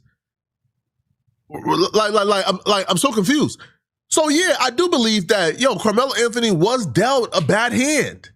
Now I don't care they bringing up some minorities was on the jury. Man, listen, man, a 60-year-old Asian woman has to say is white, bruh. She's white. In this situation, a 60-year-old Asian woman deciding the fate of a black man might as well be white. Facts. A 50, 60-year-old like Middle Eastern with a hijab might as well be white. Facts. I'm sorry. They got the same I ain't sorry.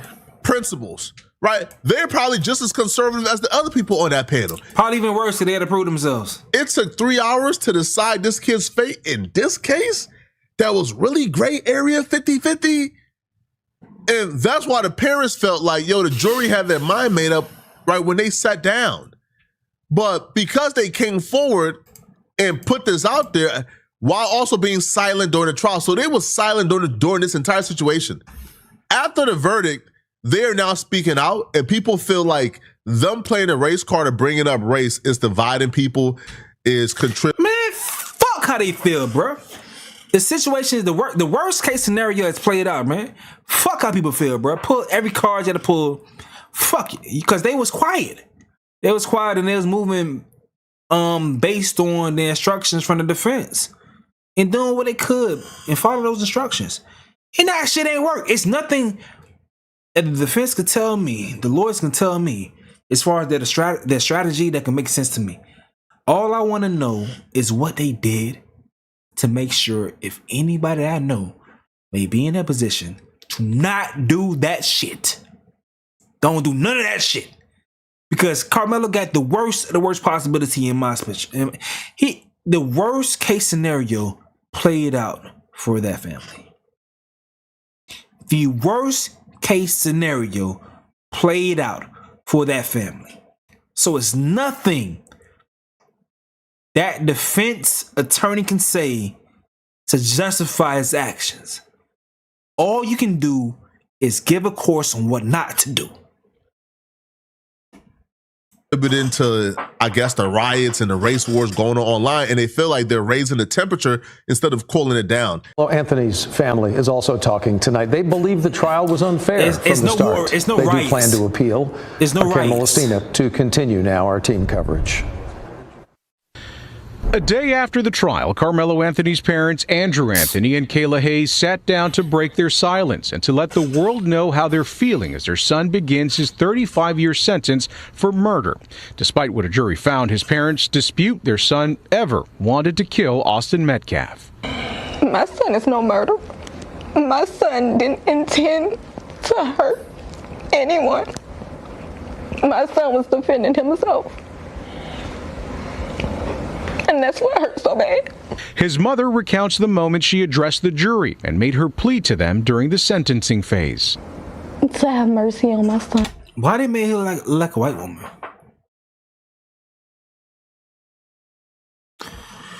And made her plea to them during the sentencing phase.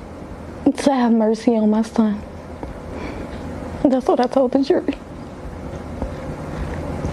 I know they had their minds made up already, so I mean, really wasn't much I could say to change their mind. Both parents fighting back emotions and tears as they described what they believe was a flawed trial. We were delusional. We thought we was going to get a fair shake. They claim there were inconsistencies from the get-go, despite witnesses who took an oath vowing to tell the truth. Everyone actually lied on the stand. Everyone. All of the witnesses' statements were inconsistent. All of them. I'm not really interested in relitigating this. The trial happened.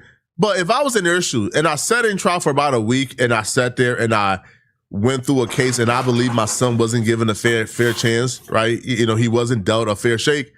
Well, I'm causing hell too. I don't give a damn about raising the temperature or lowering the temperature. I don't give a damn. I'm trying to get my son free. My son doing 35 years for something that I believe he's innocent of from their perspective.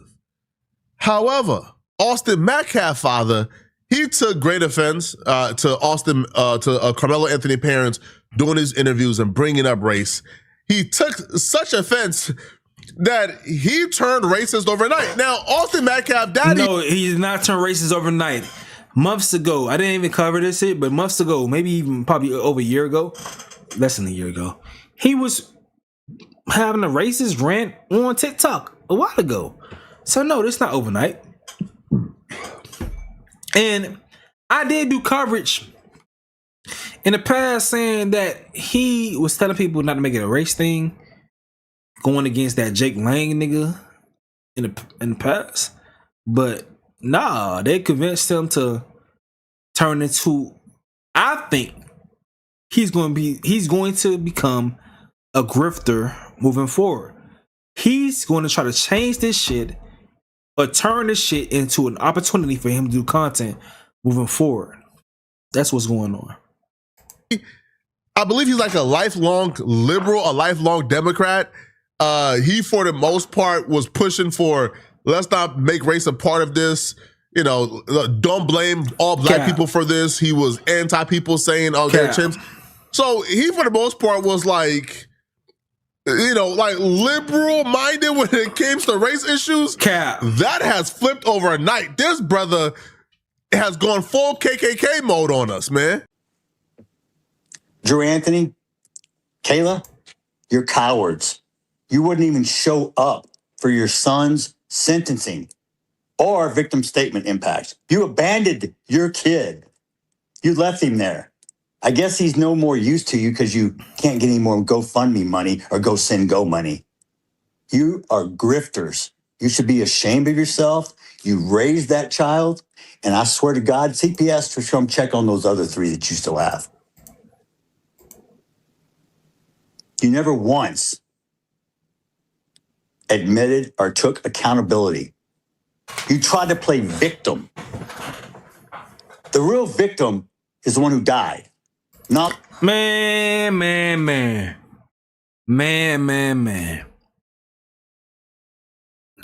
I'm going to make people mad when I say this shit, my nigga. Your son is not a victim, my nigga. Your son was in the wrong. And your son got his death sentence in real time.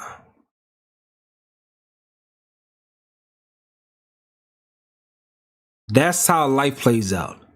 Because you didn't teach your son to keep his hands to his fucking self. You didn't teach your son to be a decent human being. That if it's obviously raining and someone sees someone they know and trying to get out of the rain, minding their business, sitting down, not causing any problems, your son, due to your lack of instructions as far as being a decent human being, decided to approach him to start an altercation and threatening to physically remove him and then proceeding to try to do so. He would still be alive right now if you taught him how to be a proper, decent human being. Your attitude that you displaying this shit, and we can continue to see, is the reason why Austin Metcalf is not here anymore, because I'm sure it's a reflection of who you are. He learned this shit from you. He learned this shit from you. That's the reason why he's not here anymore. He learned this shit from you. The one who shoved a knife in his chest. I come to pray with you and show the world we can close the gap of this unbelievable racial divide. And what'd you do? You widen the gap even further. In order for you to say they're complicit in widening the gap further, you would have to believe they're being dishonest and they don't believe their son was done a bad hand. And I don't think you could say with good conscience that Carmelo Anthony parents sat in court and they believe their son is guilty and they're out here lying on his behalf. I don't think so. I do believe they look at that jury and they said, damn, like not one black person in that jury, not one person who can identify with Carmelo, not one person who can identify with what was going through Carmelo's mind in that instance, not one person who understands what it feels like to be black in America, not one. Not one?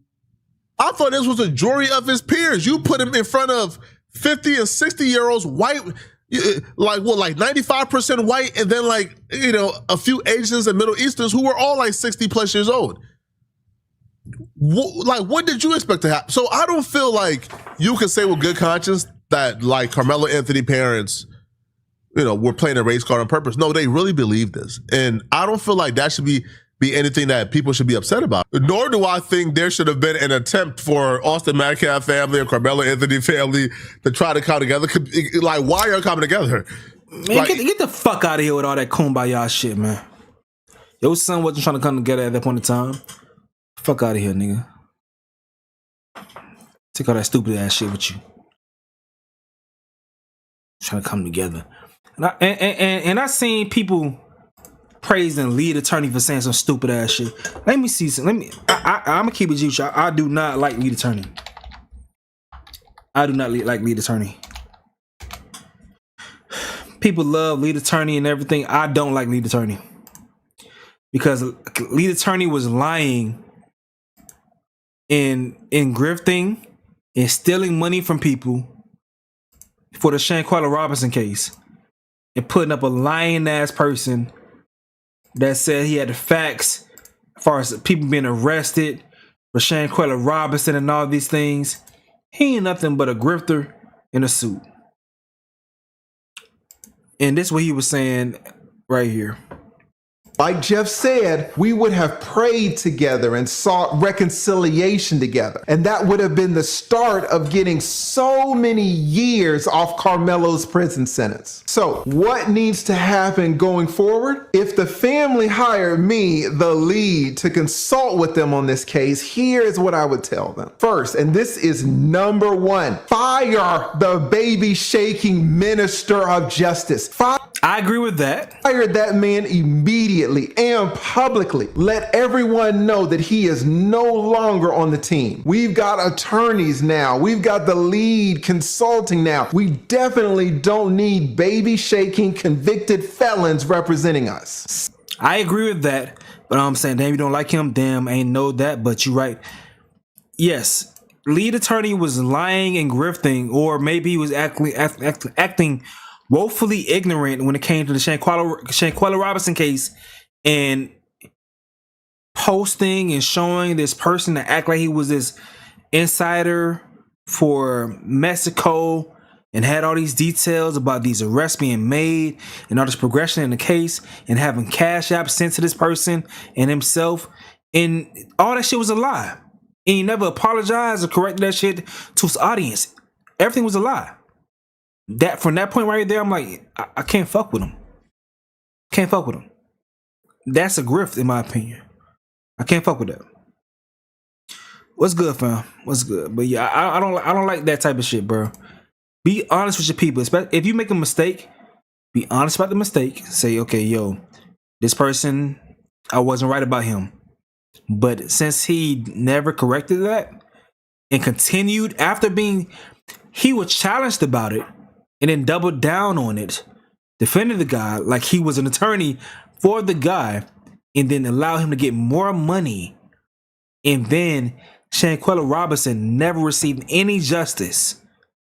From that point, I'm like, he's a grifter. He's a grifter. Like, y'all have directly opposing missions. Y'all want Carmelo Anthony to get sent to jail for life for the murder of Austin Metcalf. They want Carmelo Anthony to get free because they believe it was not murder and it was self-defense. Y'all have nothing to talk about at all. You hire a convicted baby-shaking felon who's only in it for the money, who gives you bad advice, kicks me out of a press conference. Oh, funny, I was somewhere I wasn't supposed to be, but I left when asked. I didn't stab anyone. That's a bar. That's a bar. And I don't like that Dominique dude. He was dirty. That's why Ben Crump get paid the big bucks, because he makes sure he takes his time and is as clean as possible. Leave your life right. And then you could do your thing. You don't have these things pop up. And then you proceeded to gaslight me with your convicted felon, quote, advocate? Minister? Minister of what? Minister irrelevant? Minister of bullshit? How about Minister you? Y'all think I'm a saint? I'm no saint. I'm as human as you. I have emotions. Just because I'm a Christian doesn't mean I don't sin, because I don't walk on water and I don't turn it to wine. And anybody else can, step up. Don't become kicking rocks in my backyard. Look in your own. The display I want to know of adults. Is there anybody in the chat that agrees with Austin Metcalf's father? Because they may feel like he lost a son, so he's rightful to crash out at some point in time. Do you agree with him crashing out right now? Let me know. I'm not going to say you're wrong. I just want to know if you agree. And if you do, tell me why, and I'll read it out loud. On the internet, if your children saw how you acted, would you be proud? Or is that what you teach them? Do you teach them that racism is okay? Do you teach them, do you program your kids to hate, to kill? Man, come From on day now, one, bro. I said this was never about race. Come on now, bro. Please don't make it about race and don't politicize it. But here's the problem with that. Not making it about race hurts Carmelo and only benefits Austin Metcalf's family. Facts. Right? Like, obviously, this situation... And come on now, bro. Black folks, racism don't work out for us the same way it work out. The argument or going crazy about racism doesn't work out for us the way it works out for y'all, man. It only can help us if we the victims of some shit. That's the only way it can help us. But the natural system, the natural criminal justice system, is naturally harsh on us in the first fucking place. So you didn't need any racism to be involved for us to be hit with the worst possible sentence or a black person. That happens naturally. Because the system is built on racism in the first fucking place. Like, come on, man. And there's just so many more things to articulate that I'm not even in the space. That's why I didn't want to cover something so heavy right here. But let's continue. As I know I'm leaving some things on the field because I wasn't ready to cover a heavy topic right now. Was about race. This situation was divided across racial lines. Clearly, it's the obvious here. If Homie says, I don't know how it feels to lose a son, fam. I lost my grandma. In fact, I died. I lost my grandma too, and I hate all her siblings. I hate them to this day. And I lost my grandma over a decade ago. No, probably just a little over a decade ago. And I hate all her siblings because of that still to this day. So you wanted something. You wanted something. I do not fuck with her siblings to this day after losing my grandma. So you wanted something. I ain't gonna lie. Carmelo Anthony was white. Do we believe that Carmelo Anthony is currently doing 35 years for what took place under that tent? No. We're not saying Carmelo Anthony is absolved of any accountability because I don't think so. Right? I don't think so. Like, if I was on that jury pool, I'm probably giving him about 5 years, about 5 to 10 years. All right. He come out on, a manslaughter charge. It's not crazy to say that if Carmelo Anthony was white, they would probably give him the benefit of the doubt of fearing for his life in that moment. If the roles were reversed, Carmelo Anthony was a 5'6", 130-pound white kid. Austin Metcalf was a 6'2", like 215-pound black linebacker. They would have probably said, you know what, that white kid feared for his life. He feared for great bodily harm. He did not intend to kill the black linebacker when he stabbed him in his chest. And and to me, that's the language right there. Intent to kill. I don't feel like Carmelo Anthony's intent was to kill that boy. I just don't think so at all. I agree. Now, the father go from speaking, hey, bro, let's come together. This is not about race. The father go from speaking, in that terms to going full-blown racist like a minute later. And what did you do? You chose both. The race card, black fatigue, it's real. I'm sorry. You have embarrassed your own culture and race. Don't get me wrong. We got a lot of people that embarrass the shit out of me too. But you guys, you got a patent on that. And the only people that's going to change it are you. Don't blame the white person because we can't change it.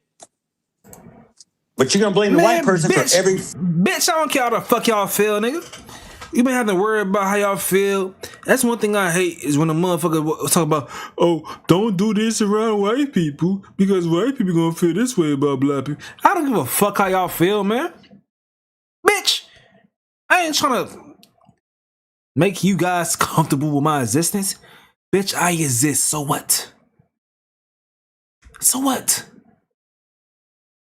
And you gonna have to deal with every single possible personality that comes from us existing as human beings, just like we have to deal with every single possible personality that comes from y'all. Bitch, we human. Talking about some fatigue. Bitch, how the fuck you think how the fuck you think we feel? How the fuck you think we feel? When so many people even have the cold switch just to go to work. Just to go to work, people have to change the way they speak just to be accepted. To not alarm you guys, to not make you think we aren't educated. Talk about fucking fatigue. A motherfucker know way more than you. But just to appease you, to make you think we're not educated, people have to talk differently than what they naturally want to talk. Fatigue, man. Shut the fuck up. That's why niggas just giving a fuck. That's why people are giving a fuck less and just slapping y'all ass. And doing much worse. Talking about fatigue, bro. Shut the fuck up, man. Anything else, I'm going to tell you right now. Charleston White, you think you're funny? We'll see who's laughing. Drew Anthony, you're a coward, and you raised one. Kayla, you drunk. What'd you do to that boy to make him stab somebody? My God, what kind of mother are you? See, now he doing all this shit, bro. Hey, bro, nigga about to turn into damn Young and Ace, boy. Who I smoke. Listen. Hey, Kevin Hayes, you liar. Day after it happened, how many lies did you sit and type up on your keyboard, you big keyboard warrior? You a big tough man. You still live in Baton Rouge?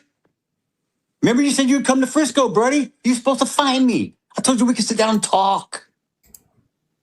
That's all you do. Talk, Mr. Squeaky Clean. You're the only one in your family without a damn record.